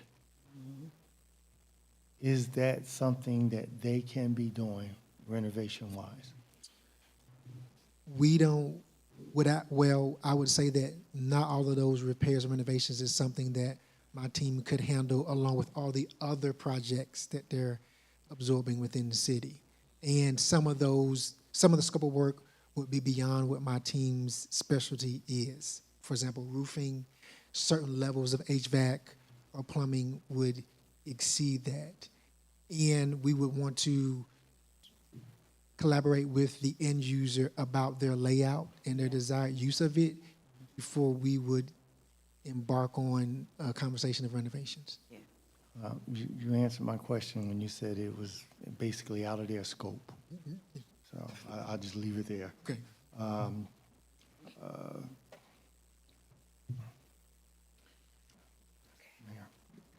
have a couple of questions. Oh, were you next? No. Okay. For that category, for the freight depots, the downtown improvement, is that only for the 2 depots? No, ma'am. So in the past, we've done renovations to the balcony above Oz, where the stage is at, that city property. That funding came from downtown improvements. Improvements to that downtown area those funds will be used for that. The main users of the downtown improvement funds are the freight depots, but they're not the only ones. It's the main ones because the balcony and the stage doesn't get as much repairs that are needed. But yes, we have used that money for that. Okay. We do. Thank you. And then what is the CSX lease? What is that? I will speak to this as well as I can. Mr. Thompson will definitely clean this up. Upon coming to the city, I understood that we basically have a lease from CSX or pay for, I guess, basically right away to the mayor's comment about GDOT with CSX, and particularly in the area there across from Broad Street. That is what I understood it to be. It's been an ongoing expense every year since I've been here in the budget. And it's been that same nominal cost, but yeah, that's what I was told and understood, that we do pay for a lease with them for, I guess, property rights or right away, basically, from CSX. Right away, for what, where? I would need Mr. Thompson to fill in those details. Okay, I'll ask him when he presents his budget. Okay, and then you spoke earlier about the equipment purchases that you've made for your team. I wanted to know, now that we're buying more equipment, what is our policy and procedure about tracking that equipment? Do we have fixed asset management system? Or how do we maintain the inventory, that the inventory, when it came in, how that inventory is being used and where? Are we able to track that? So the CMMS software I talked about, the computerized maintenance and management system, that's one of the things that it does. So we'll be leveraging that software to do that. We were intentional when we looked at the software to not just do work orders, but also to help us with inventory and equipment tracking. Okay, great. And do we have a fixed asset management system, Mr. Phillips or Mr. BD? So the fixed asset. Some of the larger equipment. Mm-hmm. No, the fixed asset system we have now is the one that Mr. Smith referenced, and as that continues to be implemented, we will look to expand that application to other equipment across the city, leveraging that same technology. All right, then how do we keep track of vehicles? What are we using? So we maintain vehicle inventory lists, and most of that is through our enterprise fleet management. So we have a very accurate list of what vehicles we have. I think leveraging the technology was what I was referencing, so that we can expand that ability through the system that Mr. Smith was referencing. Okay. All right, thank you. That's it, Mayor. Ms. Hudson? I want to go back to fleet management. So your department manages the fleet? No, ma'am. You don't? Okay, and so the gas expense that you have is totally directed to your department? Yes, just for the vehicles and the usage for my department. Yes, ma'am. How many vehicles was that again? So currently we have 4 vehicles in my department. 4 vehicles. Okay, so you know who's on those vehicles all the time, constantly. I'm sorry, I was incorrect. 5 vehicles. I forgot myself. 5 vehicles, and yes, I do. One vehicle is assigned to one person, and that's the vehicle that they drive. Okay, and so with that, do we have, because the city used to have tracking devices on our vehicles. Does any in your department have them? Councilwoman Hudson, I can answer that question. So, no, none of the vehicles have tracking devices on them. I know at the start of this administration, there was, I can't believe the name of the vendor, I don't know if it was Samara, if I'm not mistaken, was the vendor, and the cost of that equipment was exorbitant based on the contract that was signed and that the funds weren't in the budget. So we do still own the equipment, but we don't have the software. And so Ms. Gail Higgs, General Services Director, oversees our fleet. And so we are looking, I know she texted earlier, in a process of how we can track our vehicles because it was not on all of the vehicles previously. It was just on a select number of vehicles. And we want to be able to just track all of our vehicles across the city. So do we need to look at other companies and do comparison and pricing? Yes, they offer ma'am. for the software? We'll be working with procurement to see what would be the best process to go through that. Some are a good resource, and our vendors are at our GMA conferences as well as National League of Cities. We may want to look into that, see what we can get from them. Thank you, that's it. Mr. Whitmore? I'm not sure if it's you or the city administrator is going to take this one. I'm still interested in Hudson Plaza. Do you have any insight or comments in reference to the owners out in Cali as far as how we can address that for improving our downtown and getting more activity down there? We have had more consistent dialogue with those property owners than in years past. It has not resulted in significant upgrades at Hudson Plaza. There have been some.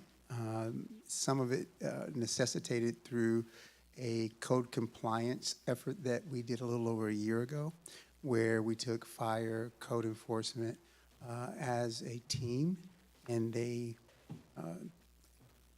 did a compliance check throughout the whole plaza. As you know, there were a couple of awning issues with some of the businesses. So those have been addressed and repaired. I would not consider those significant upgrades. We've had dialogue with those owners who are out of state and let them know that our downtown corridor is a major focus for the city and we're looking to upgrade. At the end of the day, it is private property. They've owned the property for some period of time. It is profitable for them in its current condition, but we continue to dialogue with them to encourage them to make upgrades and improvements where possible. So those upgrades and improvements, I'm assuming that would be through code enforcement?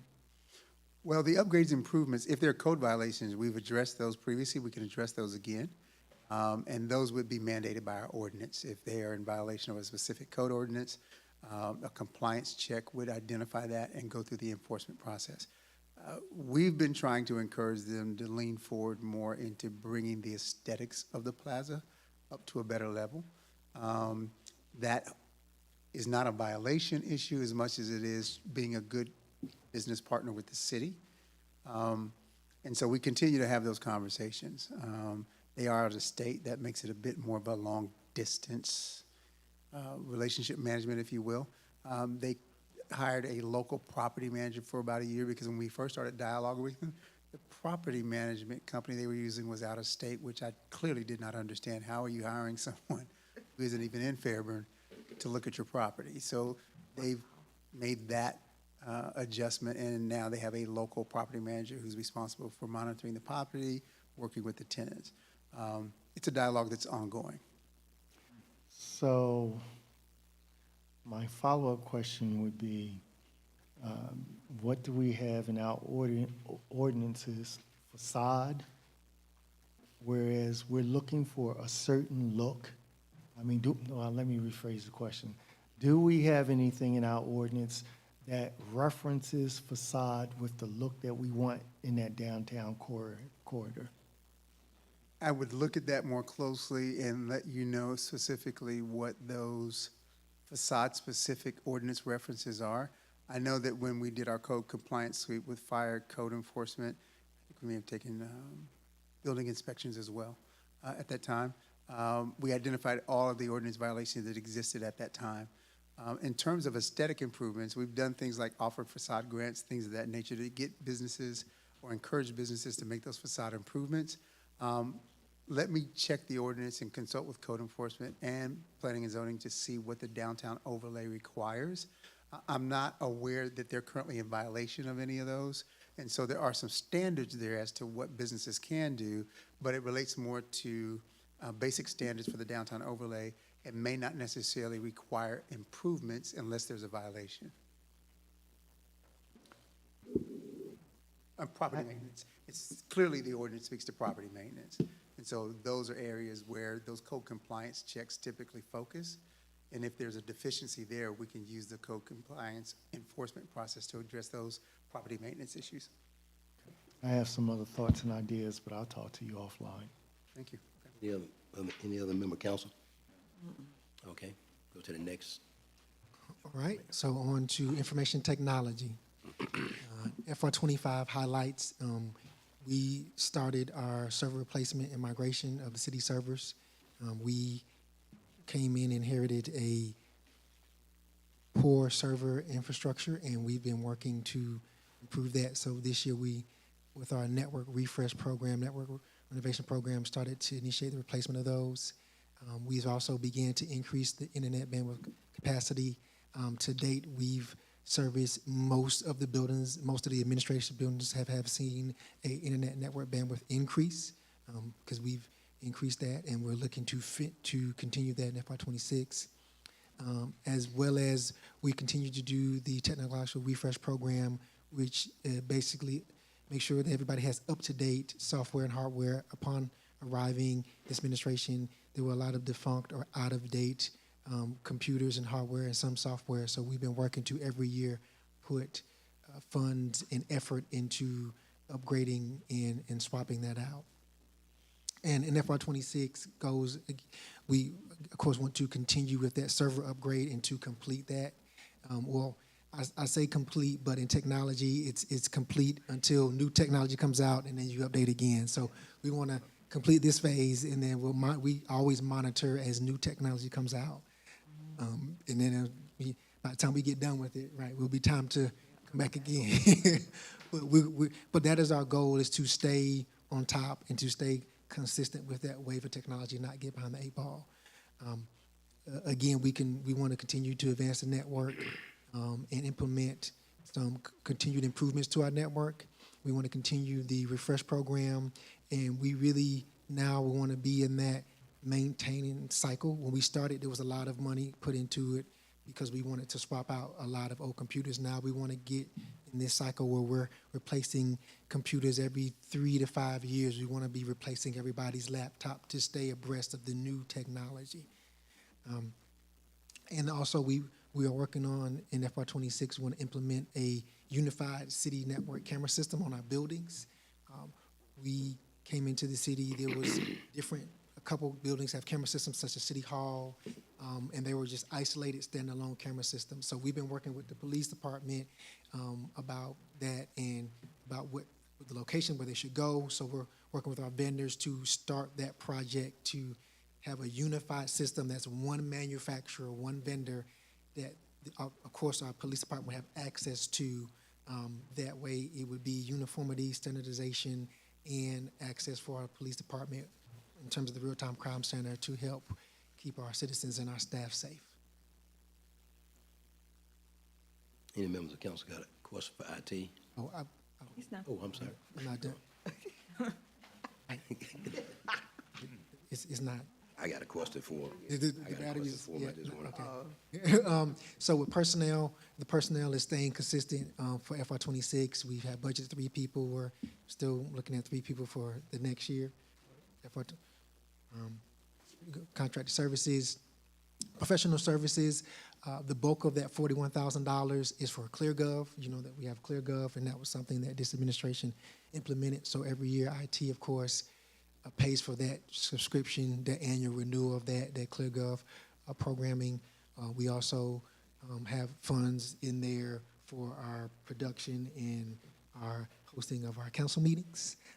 That's where that is budgeted from. The $203,000 for communication. That is, I know, seems like a large line item, especially with the increase in network internet capacity.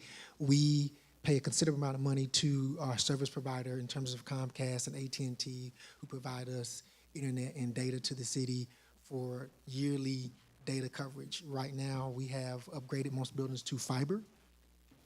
Sorry, Comcast to fiber, which is way more speed, way more reliable than just the coax. But we also have the coax in place as a redundant backup.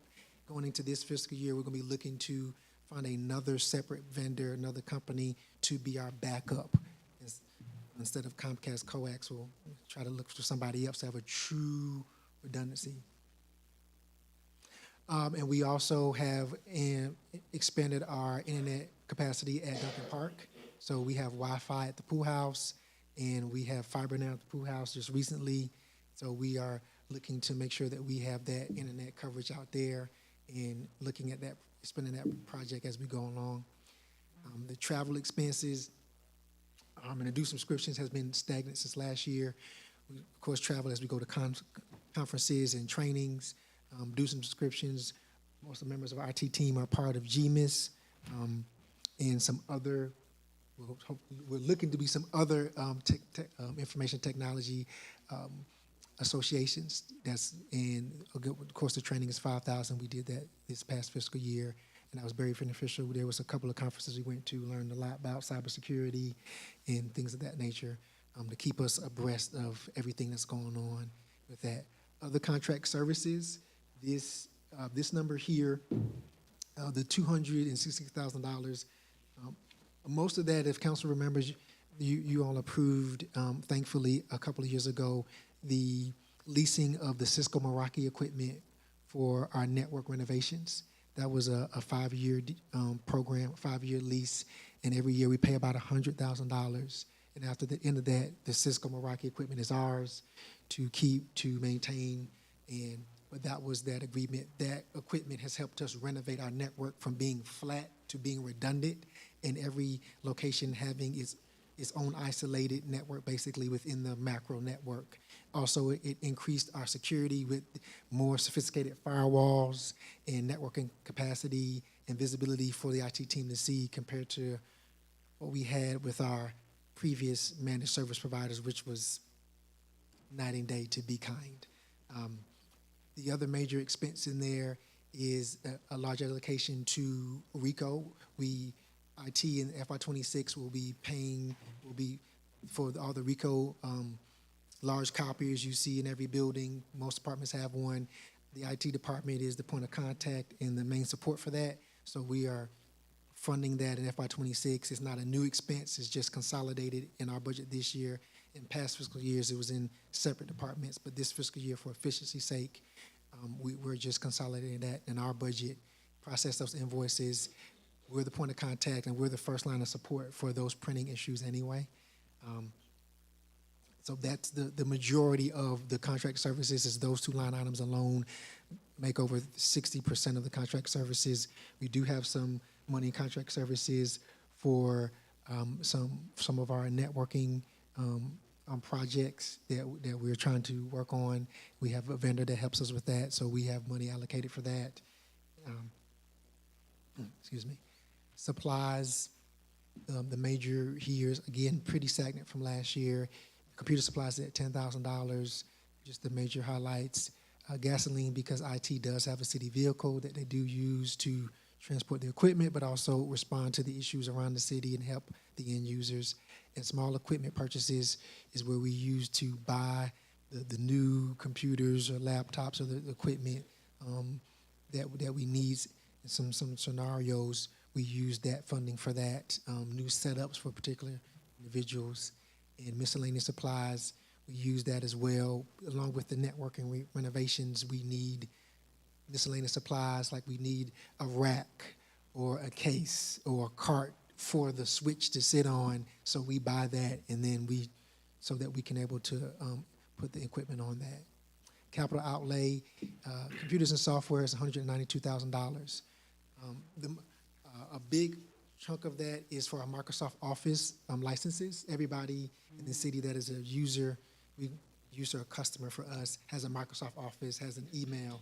That is every person has an individual license, so we pay that Microsoft licensing fee every year, as just for the whole city, the IT department does. We expect that going into this year, that number, this past year, we paid over $65,000. We expect that number to increase to at least a couple percentage, almost probably 80.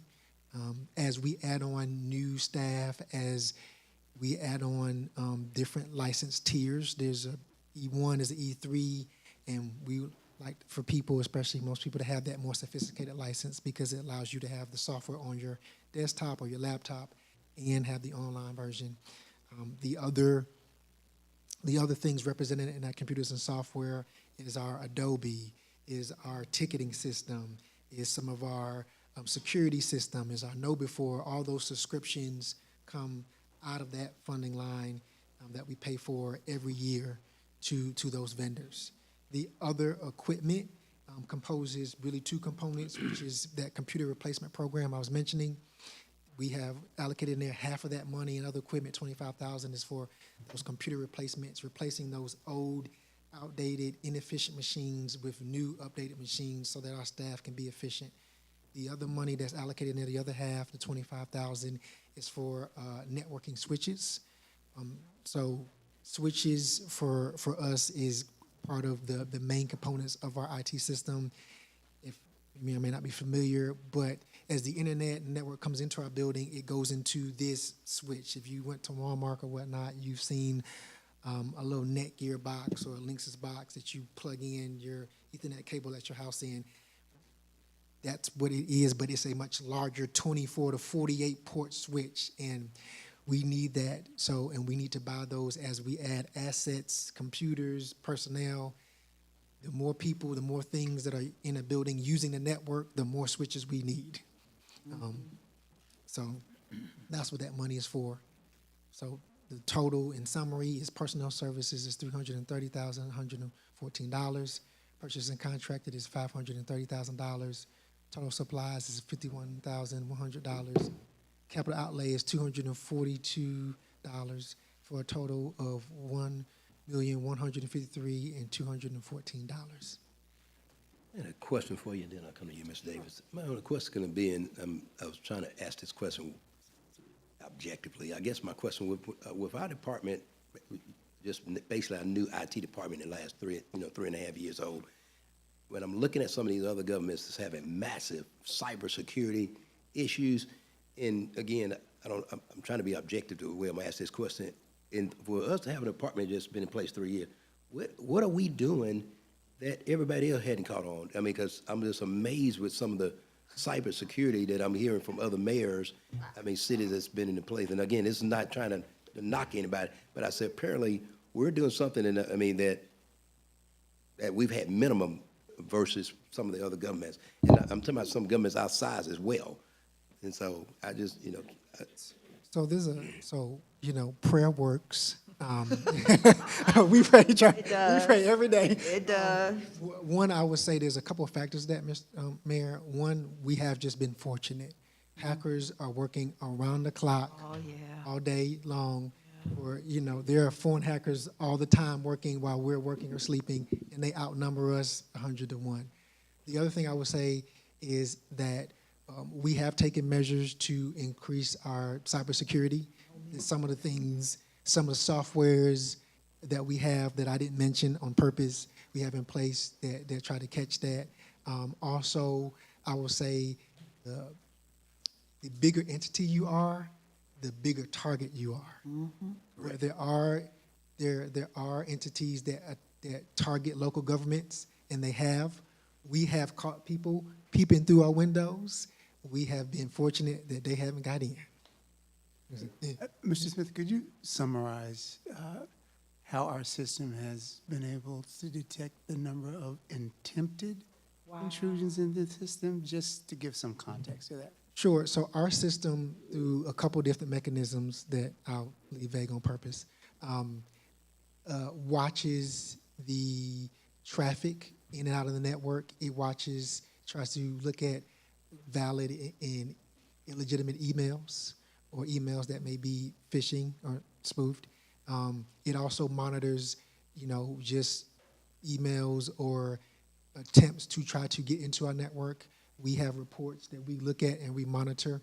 I can tell you that we are getting looked at and trying to be pecked at on a weekly basis. If I shared some numbers with Mr. Phillips and Ms. Chris, and he was quite shocked. So we are just trying to do our due diligence. And to that, Mr. Mayor, our policies that we have, if we notice an account takeover, what we call that maybe an account has been taken over by a non-user or a hacker, we implement very quickly. We get with that particular staff member. We disconnect them from the network. We get that laptop or that desktop. We isolate from that work. We begin to run scans. We look at it. We try to repair it if we can. We wipe it if we must. We will just wipe it. But once we get that alert from our systems, then we go into action. Our systems alert us when they perceive a threat that happens to the network. We also have capabilities to, if we need to investigate the quantity of traffic or quantity of use, we can do that to an extent. Did I do that right? Mr. Smith is being very wise and judicious about how he references this. I simply wanted you to know that the system detects constant efforts to compromise our system. And fortunately, we have been fortunate and successful thus far, but it is ever constant. It never stops. And so it's always important that we try as best we can to stay ahead of those who would do harm, because every innovation that is put to protect against them, they eventually figure out a way around it. So it's ever evolving and it's constant. There are weekly efforts, I would say almost daily efforts, to compromise our system. Yes. I wanted to know how many of our employees work at home, Part A and Part B. What policy do we have in reference to that when we're talking about, the integrity of the cyber and all this stuff? So, yes, this is more administrative than yours. Currently, we don't have any employees who are teleworking. Okay. There was a policy approved by council, I believe, in 2022. I'll go back in. So we do have a telework policy that's been approved by council, but we generally use that for unique circumstances. It may be any number of issues where for a limited amount of time, an employee may have a need to telework. Those are few and far between, and to my knowledge, correct me if I'm wrong, Ms. Champagne, and there's an application process that the policy council approved has with it if an employee wants to do that. Yeah. But we currently don't have anyone who is teleworking. Okay, so it's just like if they need a day or something's happening. It could be that. It could be some other circumstances that they make a request for a limited period of time. In terms of, do we have employees who, as a regular part of their job, are teleworking? We do not. Okay. Okay. Member council. Seeing none. Next department. Next. Oh, all right. So on to safety and risk. Risk management. Risk management. So in FY25, we, one of the highlights is we reduced the insurance claim and premiums through some collaboration with our other departments and through a lot of proactive risk management work. We've also, this past fiscal year, completed mandatory defensive driving training for all city staff. All city staff took it to improve that road safety and reduce the liability. And I will tell you, with that training, you went through that training, you took it, you got a certificate, and you can use it for your own personal insurance if they accept that. We also conducted CPR training sessions this past fiscal year. We did at least 2 of those. We look to do those in the future. We also did a stop the bleed training in coordination with the fire department to help staff members to be ready for incidents and emergencies that may occur and how to respond to that.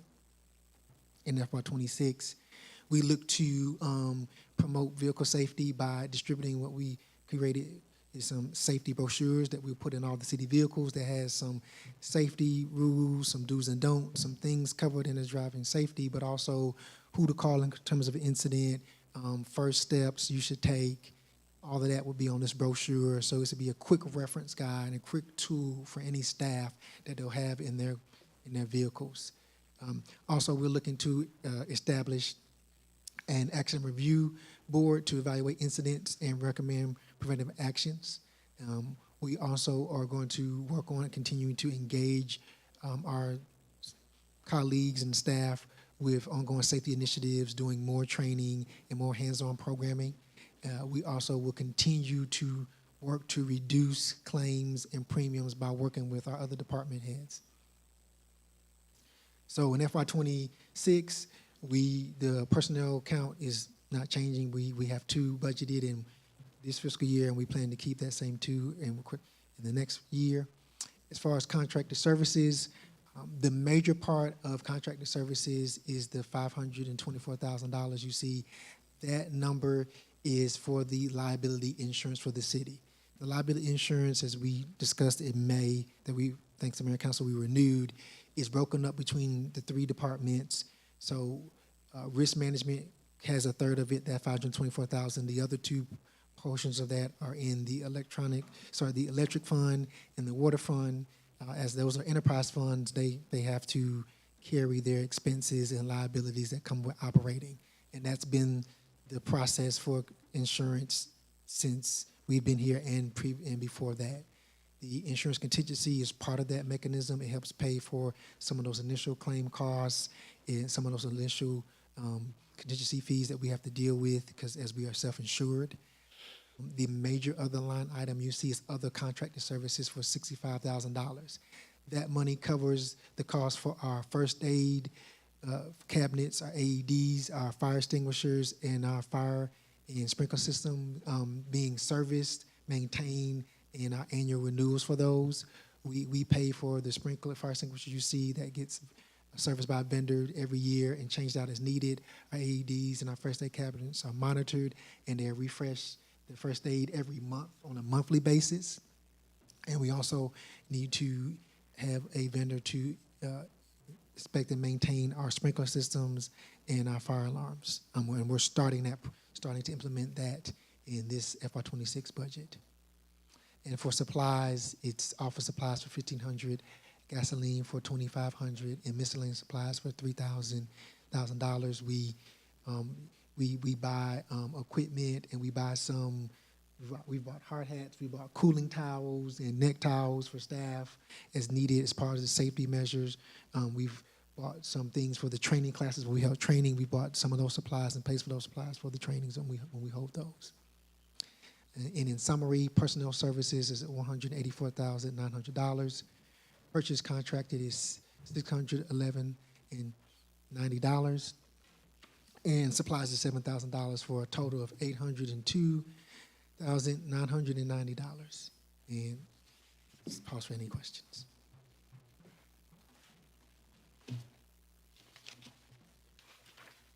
Any questions? Yes, I do. Yes, ma'am, go ahead.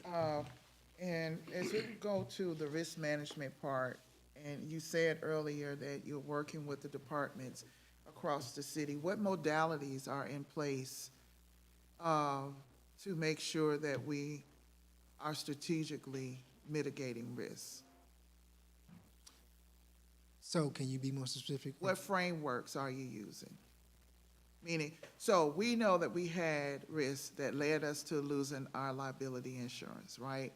We know that it spelled out certain areas, percentages, what was professional, what was that. So if we're going to mitigate risk in-house, what is our strategy? What is our approach? What is our model? Are there any evidence-based resources that we're using? So yes, the safety and training is one of the strategies. It was one part of our strategy. Our strategy is a multi-point strategy.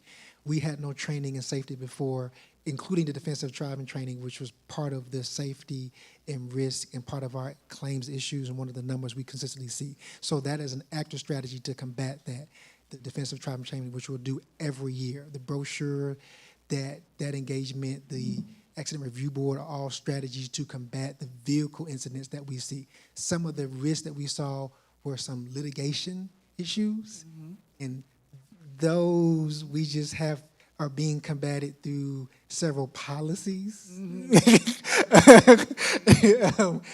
So that's our attack to that. So that's one of the approaches. I will tell you that one of the other things that we are doing with the self-insured model is that making some of the decisions helps actually reduce some of our claims, because we actually get to decide what we pay out and not allow the third-party vendor to just blanketly pay out claims that should be litigated, that should be mediated, that should be passed on. So those are the things that we're doing, along with getting with our department heads, getting, I'll say, face-to-face and having those conversations about, here are the numbers, here are the exposures, here, how can we work with you, here are things we would like to do to work together to reduce those claims. The ongoing trainings that we're going to put on for ergonomics and things of that nature, because we've had incidents of slips, trips, and falls. So doing the ergonomics training, doing safety trainings for materials, those are some of the part of the strategy that we're trying to combat those simple things that have plagued us in the past. And so with that being said, when you talked about policy, you talked about litigation, I think you know where I'm going with that. You don't have the wheelhouse over the police department, but this is now an opportunity to make sure that we get some good policy in place. Lessons learned from litigation, and it spells it out clear so we can move. And that will be a part of, well, okay. Yes, ma'am. And then you know how long it will be before you be able to give council a draft. Sorry, Councilwoman Hudson. One of the things we did in addition to what Dana added was education. So we set our department heads down, and I will tell you that PD has already refined their policy as it relates to vehicle accidents, as it's not been a secret that they were kind of the highest department in those accidents. And so I think their approach with the a new or amendment to their existing policy. Dana and his team can speak to it, but I think the number of incidents have drastically decreased within that department because they have had a no-nonsense approach. And I think just educating them, because in speaking with the chief and the deputy chief, previously they weren't aware of kind of like the amount that was being paid out in the accidents. And I think just making them aware that that is a liability, and something simple as just not paying attention or backing into a car has dire consequences, that they did take an active approach, revise the policy, and we've seen a drastic reduction in the number of vehicle accidents within public safety. And so I know that's right with the vehicle accidents. I'll be very specific. Yes, Use of force policy. Yes, ma'am. It's outdated compared to what I look at across metro cities, across towns our size, just across our country, period. So with Fairburn doing so well in other areas, we don't want anything to overshadow that, especially in public safety. Thank you. Ms. Hudson, if you don't mind, I'm going to add to, as it relates to that comment about the risk management, that was an area when I first got back, that was something that is really, and Mr. Phillips can attest to this, I was going berserk with the number, having been a licensed insurance agent myself, the number of vehicles I saw wrecked.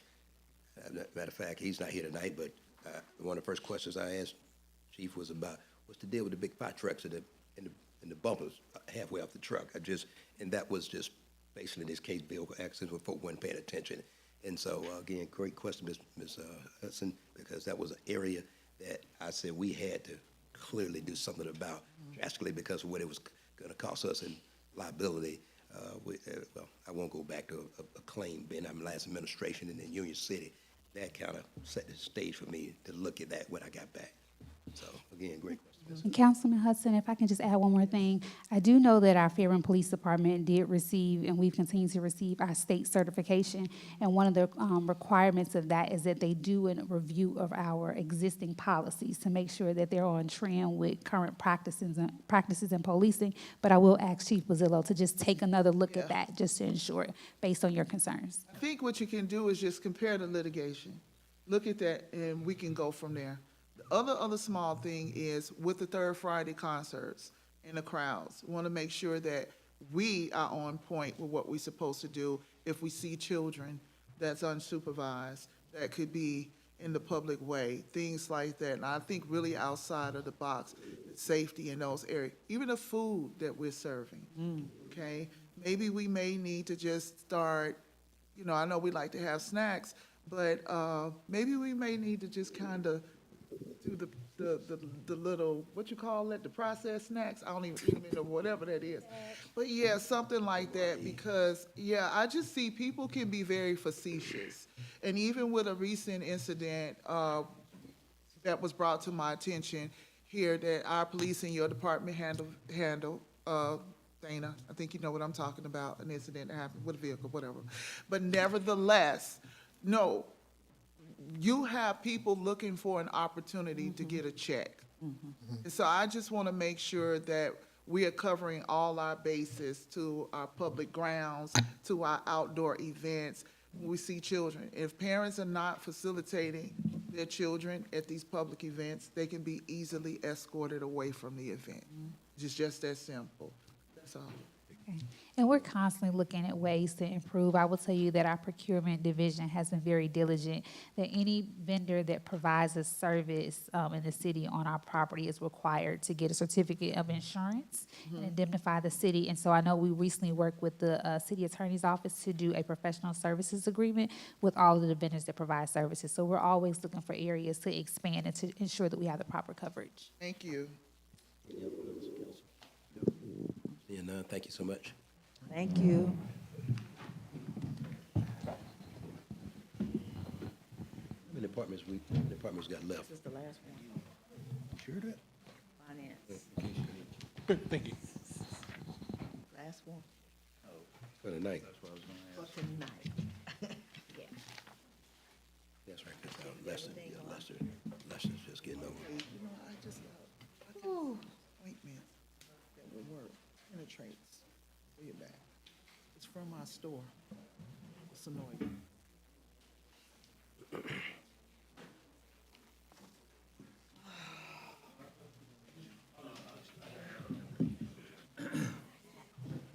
You know, I sat through 4 hours of this at Fulton County today, so I'm kind of, God bless you. it was contentious. Are we having one of these tomorrow night? You gonna, yeah, keep that, because you got the second half in there. Okay. Yeah. Oh, yeah, both of them are in there. Both days are in there. All right, sir, welcome back. I'm here to present the budget for Finance Department. First, the FY 2025 highlights. Purchasing card policy review and enhancements. Conducted a comprehensive review, excuse me, of the city's purchasing card policy to ensure alignment with best practices and fiscal accountability standards. Expanded tax relief for seniors, increased the homestead senior exemption deductions from 25,000 to 30,000 in assessed value, providing meaningful financial relief to qualifying senior residents. Business license tax limit adjustments, raised the maximum taxable amount for businesses, business license calculations from 15,000 to 50,000, creating a more equitable structure for growing businesses while generating additional revenue opportunities. Automated ACH payment implementation. We partnered with Payment Works to implement and ACH payment process for vendors, streamlining disbursements and reducing processing time, as well as enhancing accuracies. For 2026 goals, contracted management and renewal process implementation, develop and implement a standardized contract assessment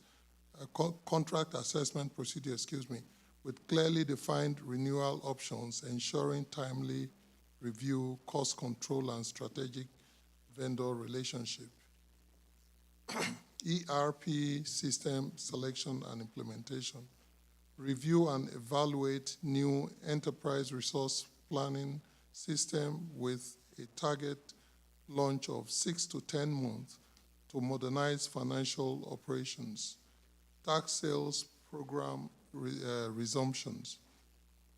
Resume tax sales for delinquent property taxes as a means to recover outstanding revenue and encourage timely payment compliance. Business license renewal compliance.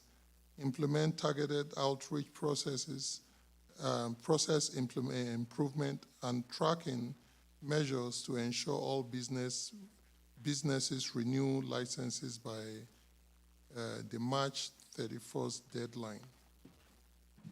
On personnel, we currently have 8 staff members. We would like to have an additional staff members for internal control purposes, but that has been put aside because of budgetary constraint. Purchased, contracted, excuse me. For the fiscal year 2026, the total contracted is 378,900. The big items there are professional. We have 70,000. That's for the auditor as well as the city attorney, and then contract services. We have the ERP, that is for Encode, as well as Robert Half. And merchant fee, we have, that's for the credit card merchant. On supplies, we have budgeted 9,000 for office supplies, small equipment, 2,500, miscellaneous supplies, 2,000, and uniform, 1,800, to a total of 15,300. And on the summary page, we have a total personnel services of 850,515, total purchase contracted 378,900, and total supply of 15,300, to a total expenditures of 1,244,715. Go bond. Go bond projected revenue is 1.76 million, and we anticipate an interest income of 20,000 to a total revenue of 1.78 million. And on the expense side, we have a debt service. The Go bond principal repayment is 655,000. Interest service is 145,000, and bank fee is 20,000, bringing that to a total of 820,000. And so we have a capital outlay of 963,121 to have a balanced budget for the Go bond. On water sewer bond, we have the charges for services. Interest income is 35,000. This reflects just about the same as last fiscal year.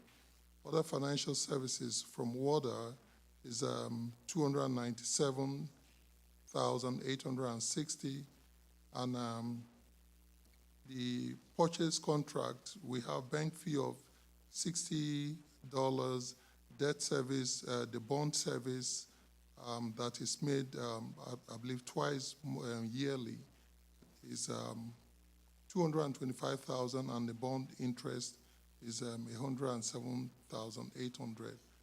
So a balanced budget of 332,860. On the next page, we have the capital project.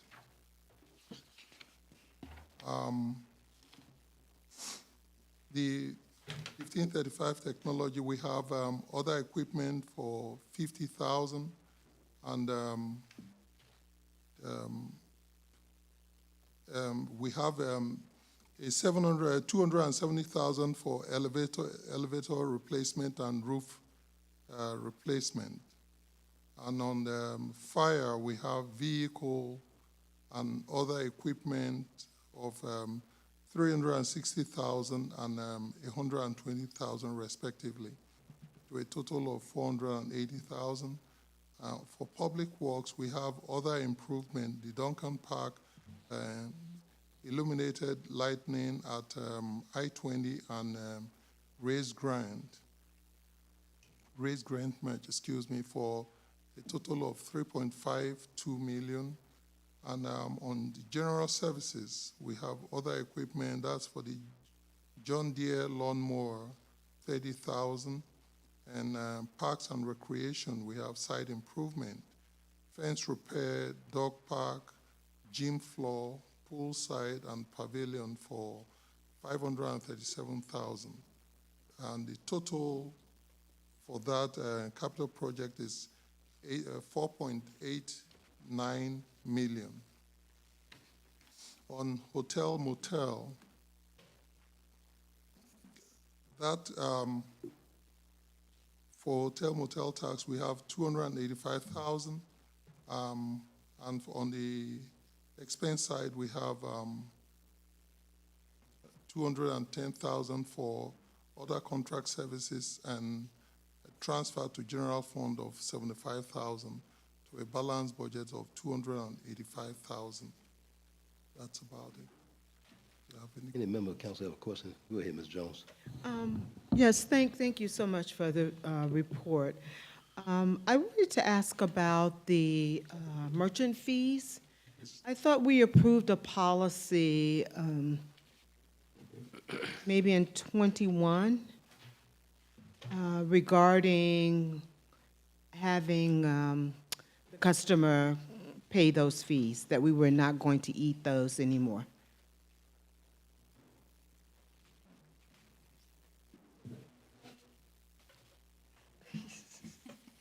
All night.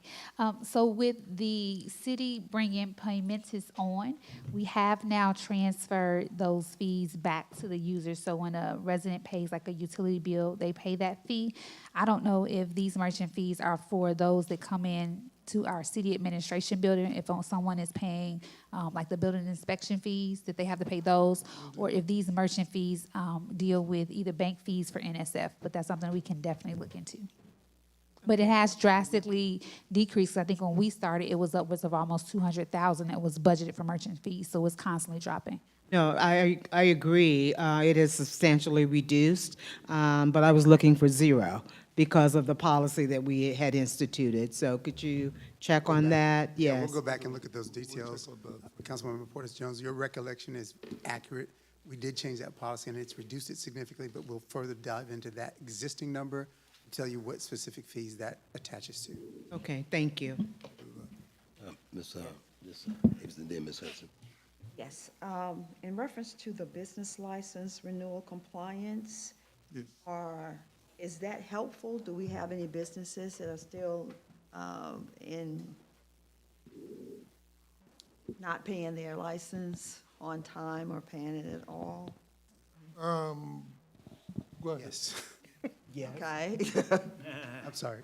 Can you give me an amount, or how many, or what? It is a collaboration between finance, identifying ththose delinquent business licenses, and code enforcement going out into the field to make them aware and to enact the enforcement procedure. I don't have those specific numbers in front of me.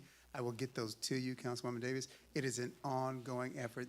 Every year there are businesses that we have to professionally remind Remind them. renew their business license. And so it's an annual process that we go through every year, but I can get the specific number that are currently pending. Is there any delinquency or any in reference? Yes, there's delinquency every year. That's what the code enforcement collaboration is about.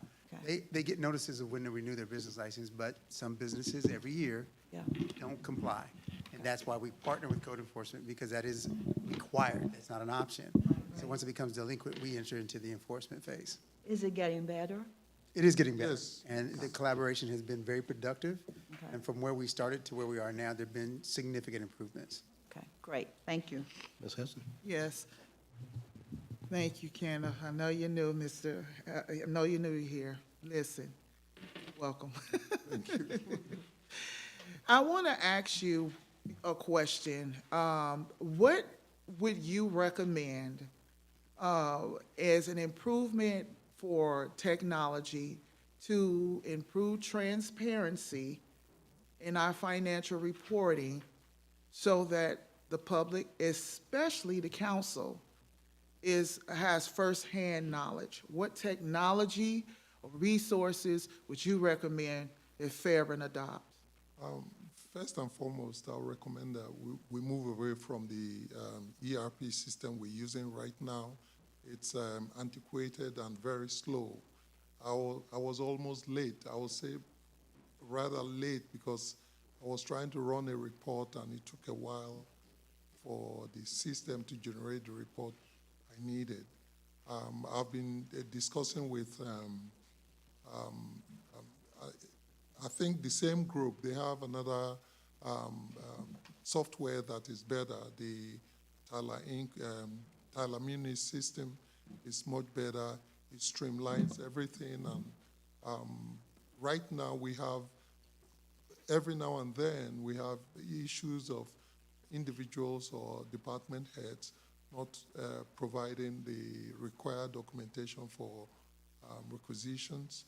If we have the Tyler Munis, you can't go to the next step without providing the documents that are needed to get the requisition approved. That's what I believe we currently need to do to get everything functioning properly.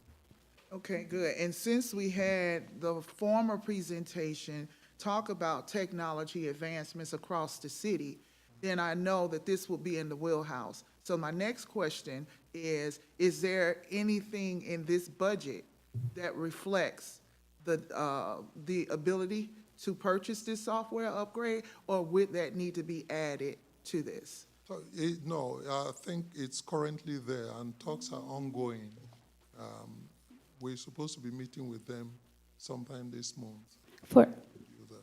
Sorry, for clarity, Councilwoman Hudson, funding to change ERP systems is not currently reflected in the budget.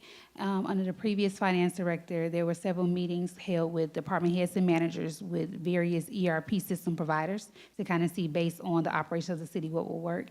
I will tell you that is a six-figure number for us to go from our current ERP system to a new one for implementation. And so if it is the will of council, if that's something that we could look into in this FY26 budget year, we would need to amend the number to increase it, but currently there is not funding in this budget to switch to a new ERP system. Additionally, Councilwoman Hudson, if I could, I would anticipate coming back to council when we finalize the best option for a new ERP system.